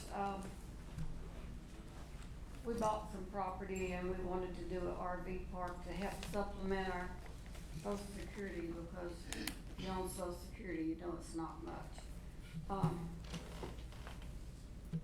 And I've worked with the ladies in the permit department, and I want to let y'all know that these are 3 fine ladies, Ronnie Trosclair, Robin Morales, and Kara Bonsall. I know they probably catch a lot of flack for people think they're the one that makes the rules and the regulations, but they have helped me quite a bit, and I want y'all to know that they're a fine group of ladies. Thank you. Thank you. And as far as our church, I attend the First Baptist Church, and at first after Laura, we were meeting here, and then when they got the multi-purpose building done, they have allowed us to meet there on Sundays, and they held our Bible school this past summer for the children and all. And we certainly appreciate y'all giving us a place to meet. But at our business meeting yesterday, we found out that September, October, and November, the multi-purpose building has been rented out, and we won't be able to have our services there. So I'm asking I want to know, is there another place that we could meet?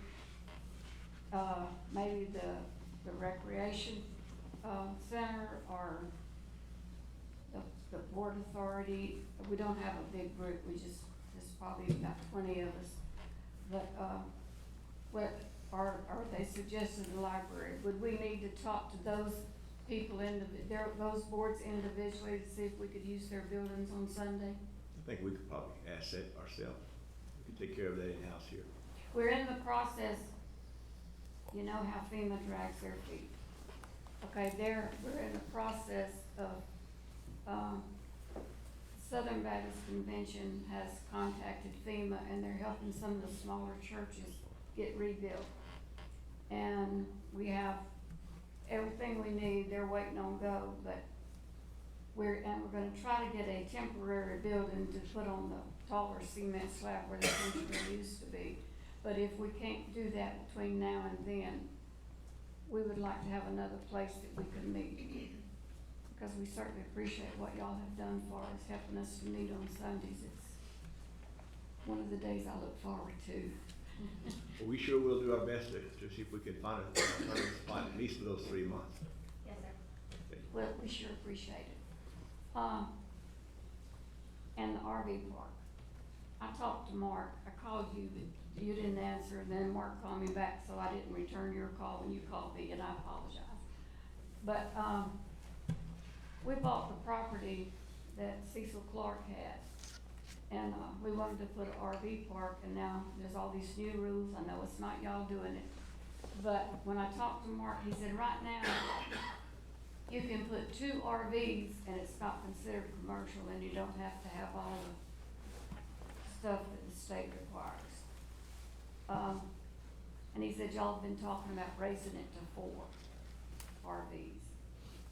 And this, we want to do, me and my husband want to do this to supplement our social security so we can live fairly well the rest of our life. I'm almost 77, he's almost 82.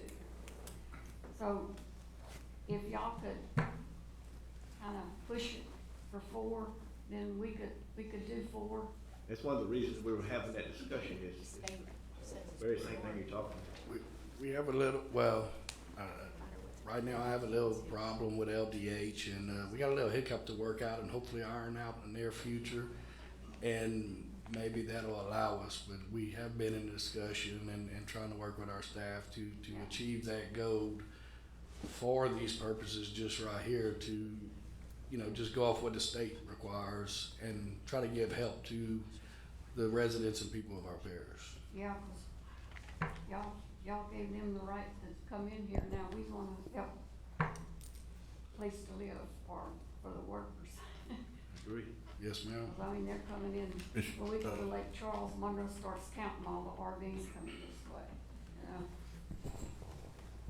Miss Shirley, where was this place at?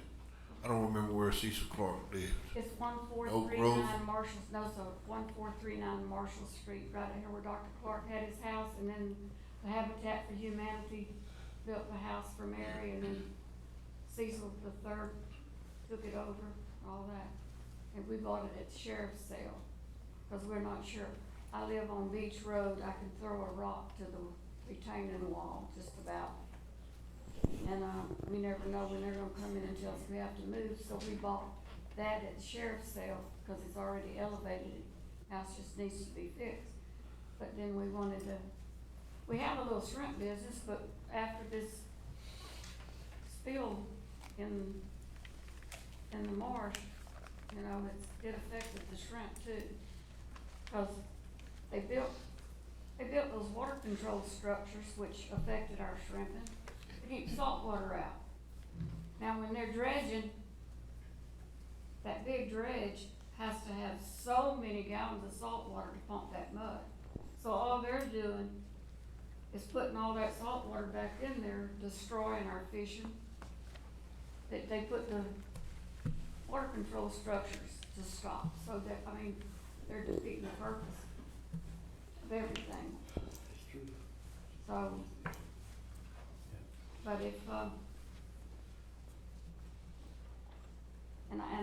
thought, see, I can't afford no $25,000 I wanted to put 8 RVs, I can't afford that. $25,000 to pay these specialists to come in here, these contractors and all, but then Mark said, well, I thought I had to have a certified electrician for the electrical work too, but Mark said, no, I didn't have to have that, I just have to have the permit. And then the inspectors, cause Monroe did all the wiring on our house that we're living in, he did all the plumbing on it. So, But if we could, if y'all, like I say, if y'all could start with, when you raise it to 4, I could start with that to help our income. Yeah, we're definitely in the process.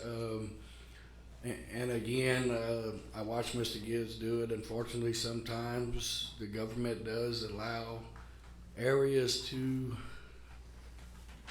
do it another way that may be affordable. And I know we seen Mr. Gibbs divide his property up to where, I think he went as far as dividing it up to where he can do a bunch of 2s.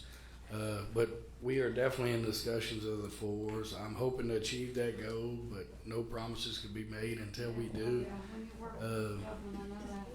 But we definitely moving forward on that, and I definitely, just to clarify, we'll be reaching out, with the water and checking on those things, with the water board also.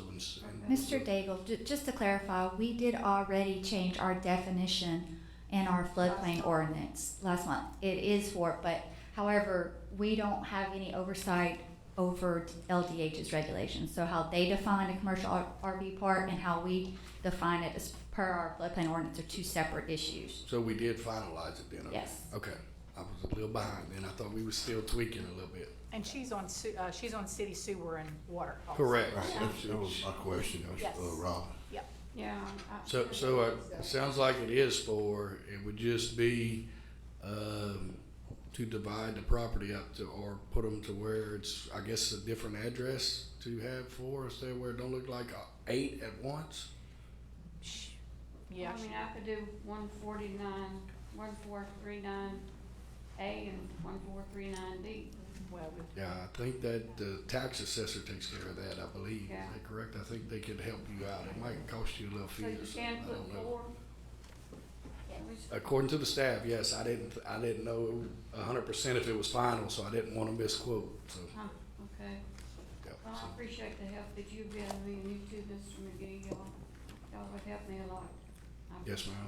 We Thank try to you. help where we can. Thank you. Okay, see where are we? Does the staff have any reports? yeah, I do.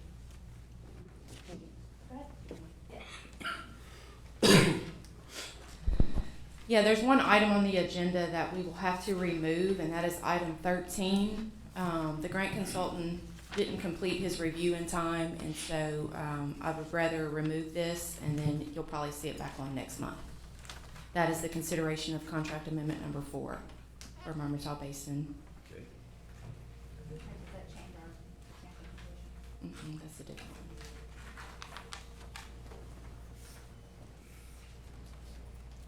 And that's it. That's all I have. Any other reports?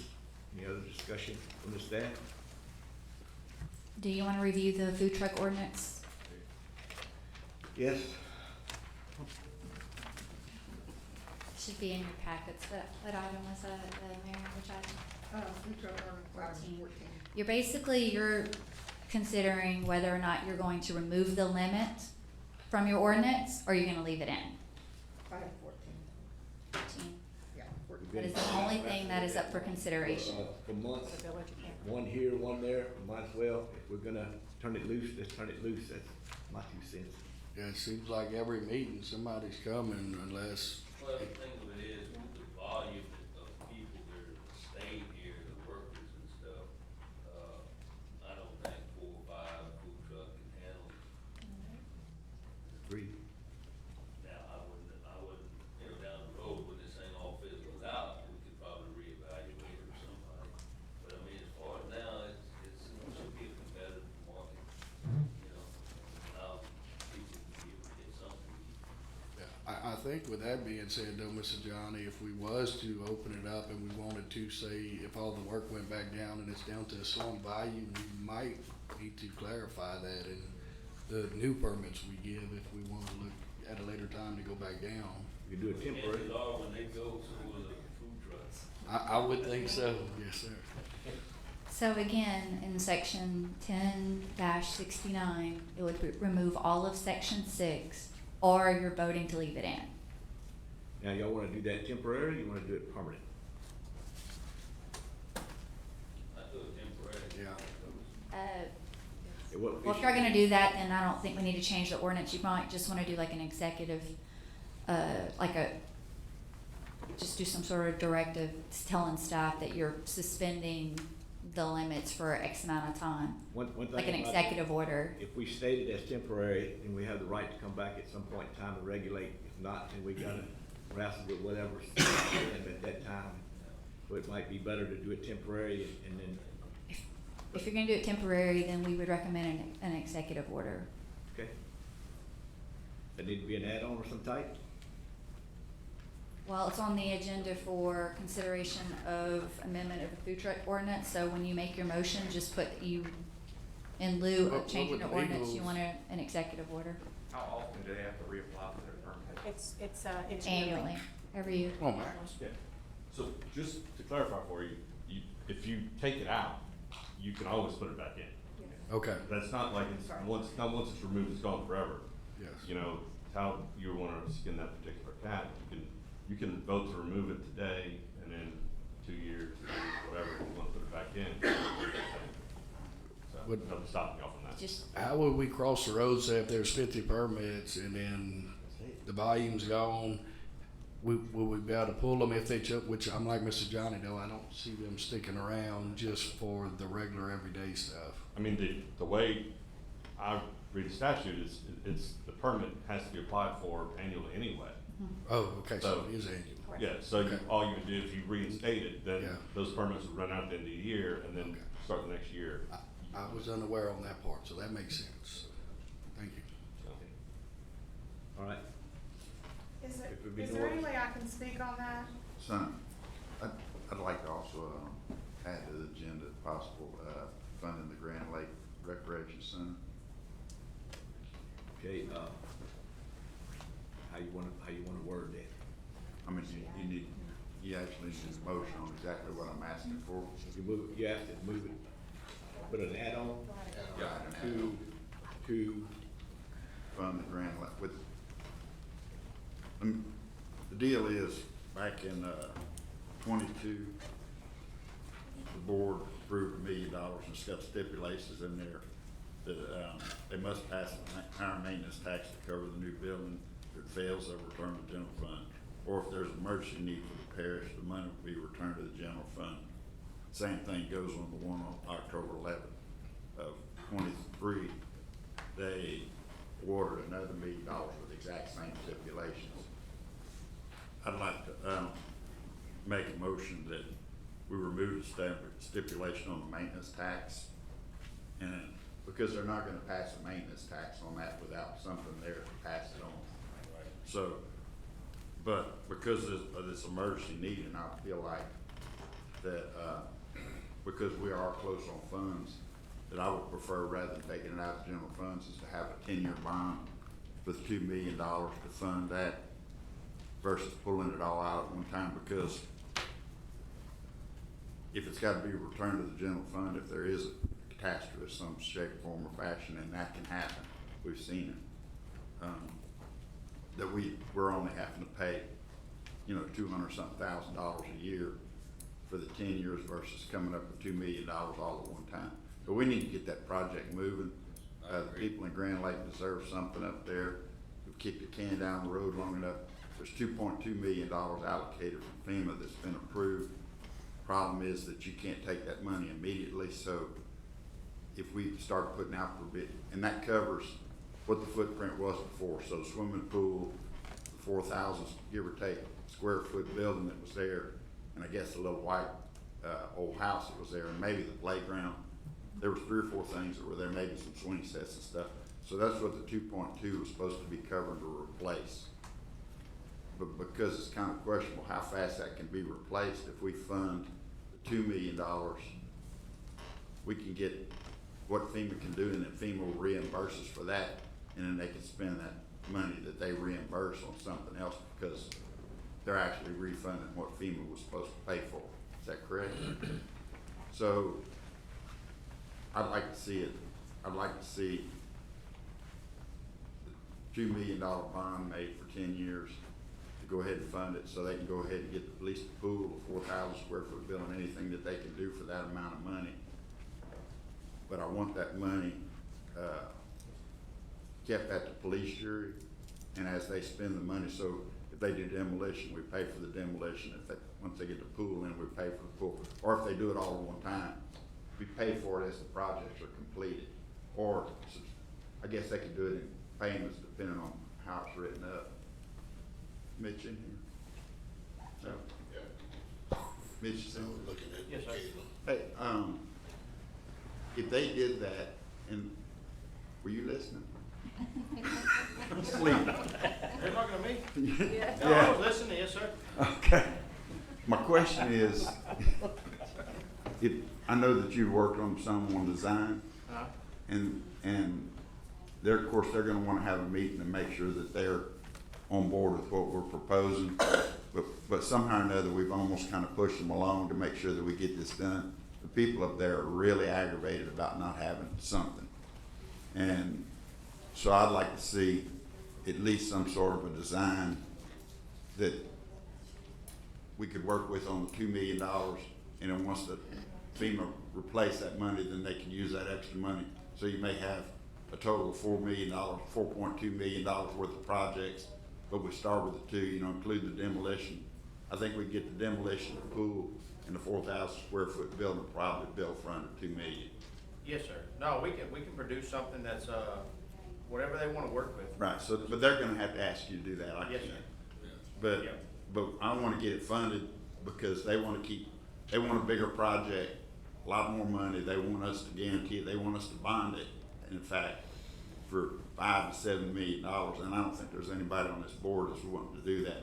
We're more than willing to fund what they had and possibly some more stuff, because that's what we can afford now, but I don't wanna overspend, I don't wanna overbuild until we have the money to do it. And of course, 2, 3, 4, 5, 6 years down the road, we possibly could have the money to do it, but short term, I don't wanna overspend. I think we have a financial responsibility not to do that. Yep. But we do have a responsibility to get them back what they had. Yes, sir. So that's something you're gonna have to discuss with them. But you do kinda think that we could probably get the pool and the 4,000 square foot building done. I think we can work with them and get that done, yes, sir. Okay, that's what I'd like to see happen. Does that need to be a motion now? I know that we have to have an add-on, we have to have a unanimous vote from Right, the board. To clarify, bond out $2 million, Yes, ma'am. and we're gonna project manage the construction of it? Correct. Now, Is that okay with you? And that's money that's gonna come back from FEMA? Well, No, this is the $2 million that you allocated. But the two Well, million- the question The is- allocation started off when wanted to build something bigger than they had, and we said, well, we more willing to help the kids. It's all about the children. We want everybody to have a recreation, and they need one, but they wanted a bigger one.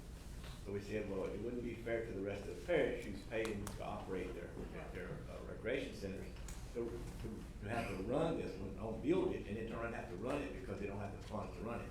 So that's what the money was tied to for $2 million. They had to vote the tax to operate.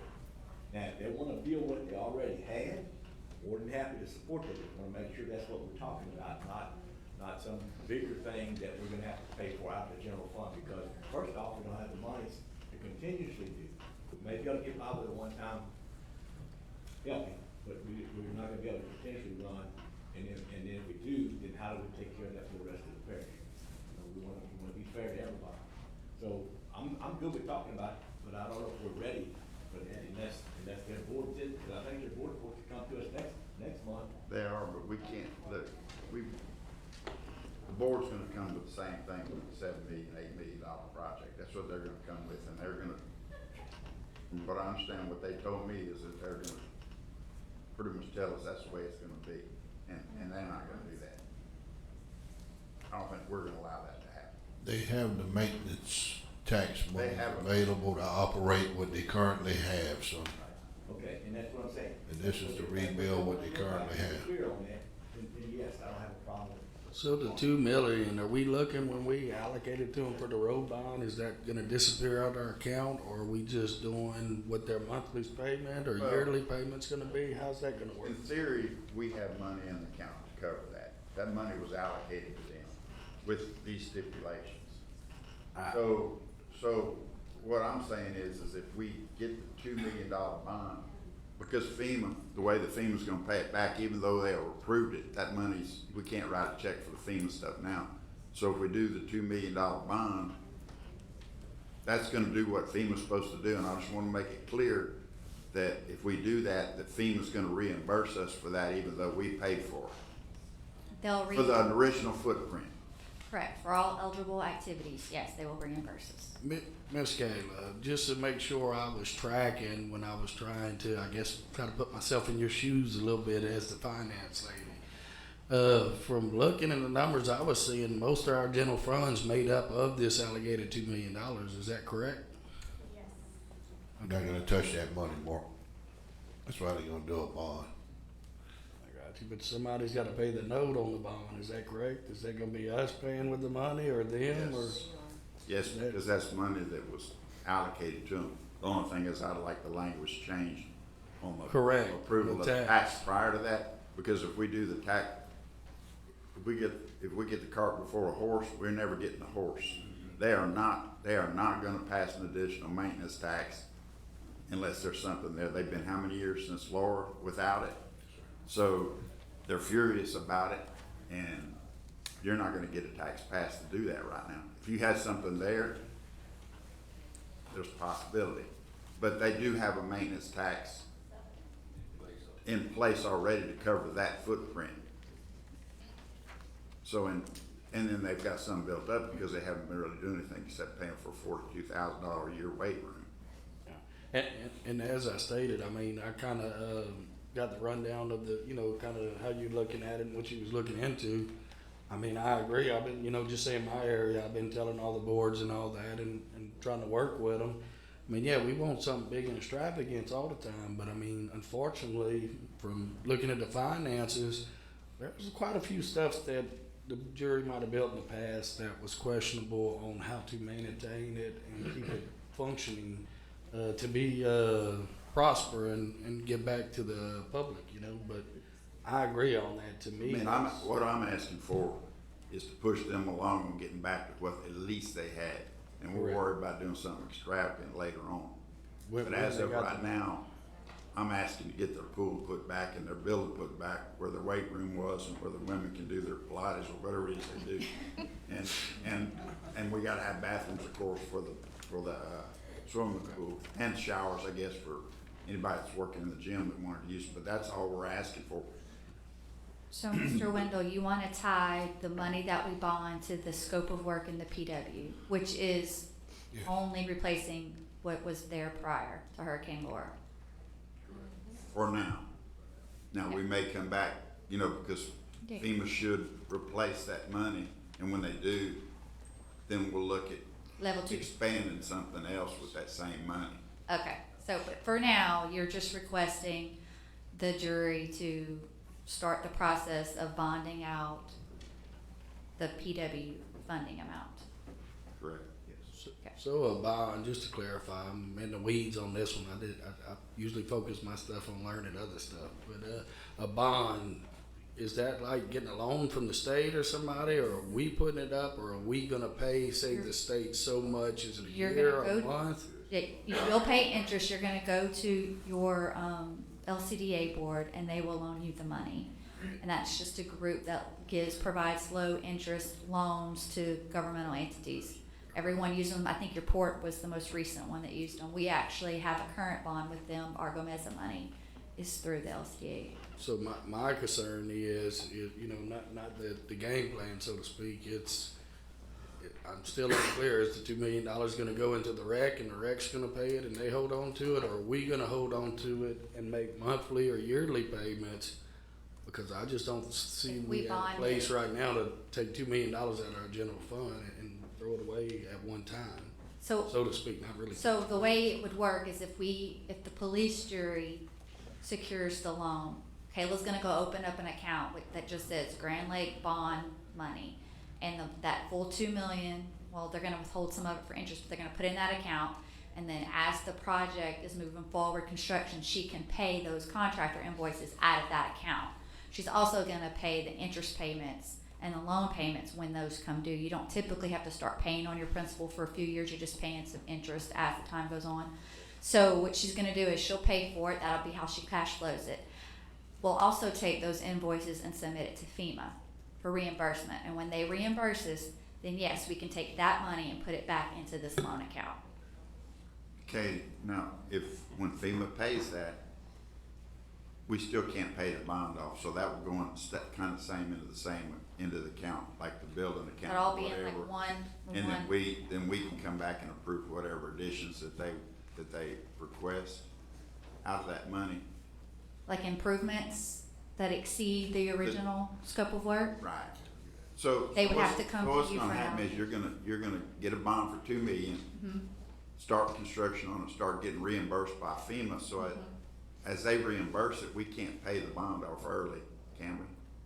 It depends on Aren't how there they some- write it, Yeah, how it's but written. you But shouldn't. if that money went back into a Grand Lake Rec fund, that account, and then they came to us with what they wanted to do next or improve next and how they were gonna pay to maintain it, then we could cross that bridge then. Correct, that's two separate things. Do you want us to borrow the money and give the money to the rec, and then we'll just pay it back over 10 years and the rec does what they want, or do you want us to manage it? Okay, so then it's all gonna be in one account and we're gonna manage it. Yeah, but when we do that, it's gonna be earmarked. So we're not gonna touch their operating account. Right, They'll right. still get their ad valorem tax, their Right. 120,000 a year, and they'll still conduct business as usual. Right. Because right now it's earmarked, a tax has to be passed, so they're looking to undo that. So when that's done, we have to set that aside and just say, if general fund gets low, we can't utilize that money to cash flow nothing because it'll be part of strictly that project. Yeah. Well, if you borrow the money, then you're not worried about the general fund cash flowing it. Okay. Just to know. That's You're why I wanted only- to borrow the money, because I don't wanna take the money out of the general Yes, fund. you're only obligated to pay Take- that, Take the risk. that note of it. once a year. It'll just be basically, in theory, it's a You're robbing Peter to pay Paul. credit account, a debit I'll just say account, it. so to speak. That was the easy way to say it. Yeah, okay. Yes. So Well, basically, you're not really robbing Peter to pay Paul, you're borrowing that money, so you don't have to rob Peter. In Well- case of an emergency, the money's still there. And depending on your interest rate you're getting in LAMP, if you can leave your $2 million or your general fund invested and you're earning a higher interest rate than the interest you're paying on your loan, then it really is not costing you that much extra. Okay. With all that said, got one last green card here, from Lillian Garrett, about the food trucks. Sorry to bring it back up again, I just wanted to clarify what you're saying. So you're saying basically that you're gonna extend the amount of permits temporarily? Yes. Is it gonna be a specific number, or is it gonna be, We've wrestled with that number off and on for months, and I think we pretty much agreed that we have no idea how much need is to be out there, so we're just gonna open the doors and let them that's come. good. The only, and also, it's not gonna be a major thing whenever y'all do decide to cut it off, because when we can't serve food, make money, we're leaving anyways. So that's not gonna be a problem. Okay. But, it's just 5, I don't even know where 5 ever eventually, in the beginning came from, cause there's more than 5 local trucks already. So the 5 that is only allowed right now, it's just so strange. We're that- in a place we never thought we'd be. We're Right. a place we don't wanna be after storms and everything else. We were always, the food truck ordinance was always to protect local businesses and taxpayers in this community. Now, we don't have any local business or enough local businesses to meet anywhere close to the need. Right, cause even the local people are calling us. Yes. They're all calling us, wanting us to come, but we all have to fight, and like I said before, we gotta literally like stake out the building, who's gonna get here first before the 5 people, you know, so, I don't think it's, but so y'all are just gonna like reevaluate in a certain length of time? How many, or I think to it's go gonna back, be are voted you gonna on go in back the to the end. 5? Motion they make after law. So are you gonna go back to the 5 original, or are you gonna, We don't even know that. Okay. It's gonna depend on how the vote goes, or I guess the motion to be made. okay, and y'all do Time that at the today? meeting after this one today. Okay, and do we need to be here for that meeting, or? if you want to, but no, it's gonna happen. Okay, and when it is voted, how long does it take for that to be effective? Is that immediately? It depends on what they vote. If they change the ordinance, it has to be advertised and it won't be adopted till next month. Okay. All right, well, that's what I wanted to know. Yes, Thank ma'am. you. Appreciate it. Mr. All right. President, we do have someone else that needs to speak to you about an agenda item or address you. Mr. Butler?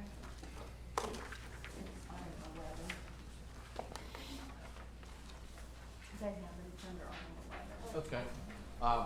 You have item 11, which is the property insurance renewal. Just briefly, we were able to, because the marketplace is more competitive in the information that we've collected about the buildings that you have at each location, we were able to bring your rates down 18%. So we're roughly saving about $150,000, $160,000 over the property. In addition to that, we were able to have you'll see that we have 6 carriers that will provide us with $25 million in limit. Our primary carrier, Berkshire Hathaway, their lead program does not include any arbitration clause. We were also able to add a blanket coverage program. Essentially what that means is of all the locations you have, roughly 60 locations, if you have a location valued at $1 million, but it costs $1.2 million to replace it, we're able to make that replacement at $1.2 million as long as our claim doesn't go above our wind limit of $25 million. So we're able to, in essence, rob Peter to pay Paul a bit, where we do keep our values up, but if we need a little bit extra in the event of a storm, as long as we don't go over the full $25 million, then we're allowed to do that. And that's it. Says it, administrator. That's what I was about to say. Glad to hear good news for once, thank you. All right, thank you. Glad to deliver. And Mr. President, we also have, or Vice President, we have one more agenda item. You might, our architect is in the audience. Do you have any questions about the change order on the North Cameron EOC? They were asking. So this morning, the gas line was complete. Yeah, I'm wondering about that many days myself. And it said it ran generators and everything, so everything is gonna be complete. I want to say good morning, but it's actually afternoon now. Hi, I'm Kate, your architect for the NCEOC and quite a few other projects in this parish. We did submit a change order request for additional time due to the delay from your utility company providing natural gas. We asked for the natural gas back in July. Katie and her staff set up the account in August when the paperwork went through. It took the natural gas company from August, when we set up the account, to December 18th to install the natural gas. The gas has been installed, the generator is up and running. We've got fire marshal occupancy, a temporary occupancy, Friday. So my original change order request letter to y'all was for 119 days to get from their current substantial completion date of November 5th to early March, which was the anticipated date of the turnover of the building. However, we finished early. So would you like some more good news? We do have occupancy. All we have to do left is change out some handrails. We have some temporary handrails up front. The fire marshal will come back in mid-March to approve that, and you'll get your final occupancy. When I get back to my office, I'm gonna write a substantial completion certificate with Friday's date, February 6th. So what we are asking for in this change order is a revised request from November 5th through Friday. That would be 93 days. My original letter said 119 days to get us through mid-March, but we clearly finished a couple of weeks early. So, in my letter, I did say 119 days or the date of substantial completion, whichever is less. We have hit the less point. So I'm asking for y'all to approve 93 additional days, no additional money, to cover the time and the delay for the natural gas supplier to come out and hook everything up. All right, you're saying you're looking for substantial completion. Have we done a walkthrough? That would be in March. March. Yeah, I'll have that for you in March, yes. Okay, so we will have that done by March? Yes, sir. Okay, We've already done a walkthrough from the design team standpoint, from all the architects and the engineers and staff. And our side of it, we have issued them a punch list, which they have been working on. So while they were waiting for the gas to come, there wasn't much they could do. So they started working in their punch list. We did it a little early for them.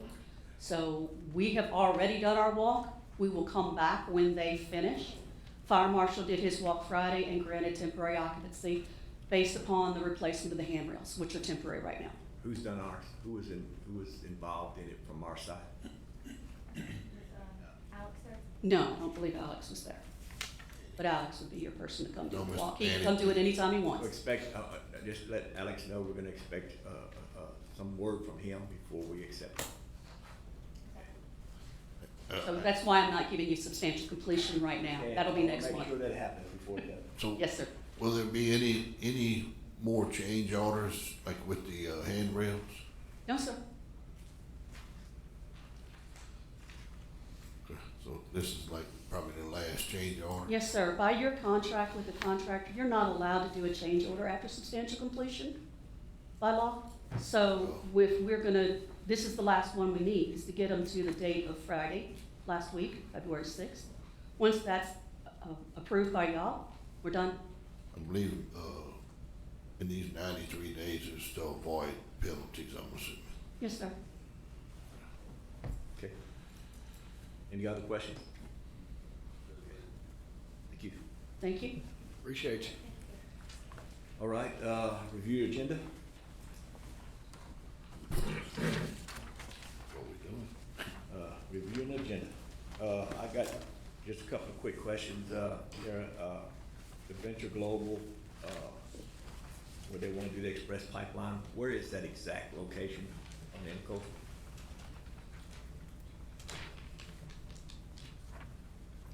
Item B, 6B, Venture Global CP Express LLC.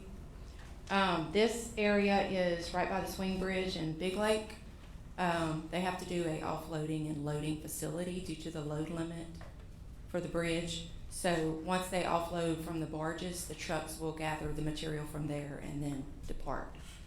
So that's, Is there any issues with local residents or anything? I haven't heard anything. I know Sam called and, Sam, you hear anything? Not as long as they don't allow yeah, weighted trucks over the bridge. We already have enough problems with that bridge already. right. Okay. And the other question I had was the same thing with Williams. Where are those digs actually located? There's actually 4. One of them is south of the Gulf Highway, more to the west end by, is it Buck Ridge? Am I saying it Okay. right? Yeah. And north of Uriah Lane. There's one there, right north of Uriah Lane. Yeah, that's right through a heavy neighborhood. Yes, it is. They did, is that the same place they did it last time? Yes. Also, there is one located on Middle Ridge Road, east of Middle Ridge Road. Okay. And then there's one, it's more east of Johnson Bayou. It's on the north end. Okay. If, I'll get with you and you can maybe show me. I'll show you on the map, but yeah, there's 4 locations, but that area is in a highly residential area, the Uriah Lane.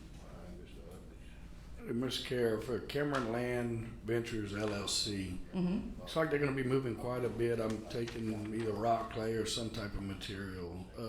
I would think they would already have it, but are we? Road bond? Yes. Yes, they should already have it, but Perfect. all of these coastal use permit applications, they are looked at for our 10-ton load limit on any Yes, parish roads. And if we see there's potential of that, it is sent to the Road and Bridge Department to evaluate and to respond and send out an email to the agents on the permits, letting them know that if equipment is traveled over the 10-ton load limit, a road bond is required. Yeah. So Can we make sure that's in place by the next meeting? Is that possible, Ms. Katie? I'm gonna go look and see if they do have it, but I think they do.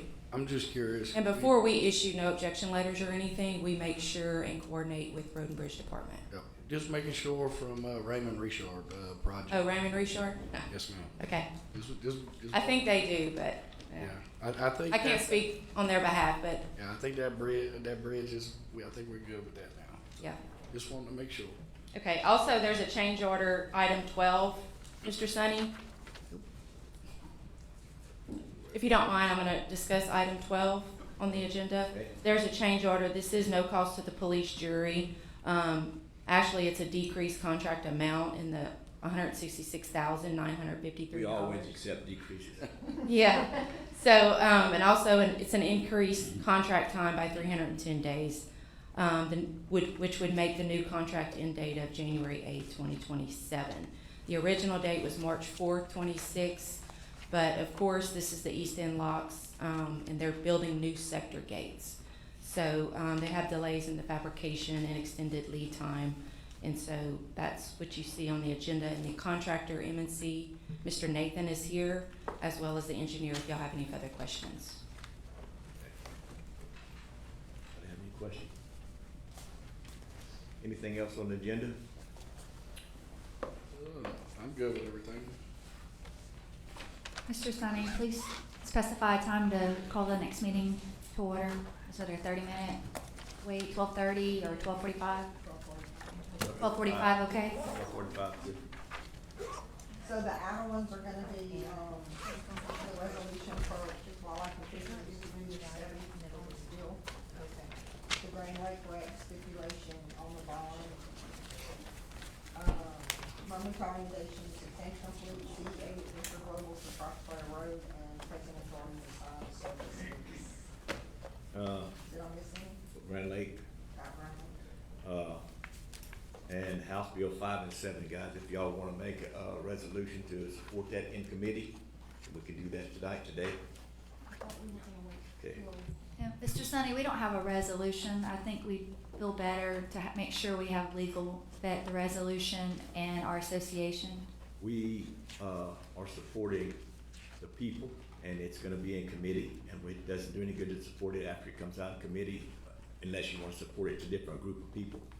So if they wanna do it, you can do it. If y'all don't wanna do it, now's the time to say something. I'm not in favor of no eminent domain, so. Or we could call a special meeting just about this particular resolution so we can discuss it at length. Y'all wanna do that? Okay. That's what we'll do. We won't put that one as an add-on. Next week, sound okay? Yeah, we'll make it next week. All right, so we got, you wanna take them in a group, you wanna take them individual? No, I just wanted to let y'all know, be aware of what would be on Yeah, the we add-on. vote on Y'all it approve of next on the week. budget. Okay, no, I'm talking about the add-ons, other add-ons. Yeah, we do on the next one. Okay. All right, I need a motion. And one more thing. Oh, but for the add-on, we need a motion, unless you want to add on something. I guess it's an add-on. Okay, excuse me. I guess it's an add-on. Any other business? Is it an add-on? So, I was looking, maybe to install another drainage lateral. And, we would have to acquire the property. So what steps do we need to? If you give me the address, we can get an appraisal ordered, and once we have the appraisal, we can bring it back for consideration of the jury, and you guys can decide if you want to acquire the property or not. Okay. Everybody okay with that? Do we need a motion to take the order? Thank you. Yes, sir. All right, now I'll entertain a motion to approve the add-on. Move to approve. Motion by Sam, second by Mr. Wendell. All in favor? Aye. Opposed? Motion carried. With that, Are we supposed to, vote on the add-ons on, that's usually in the next week. You're gonna vote to add. we vote to Yeah, add. Adam, okay, yeah.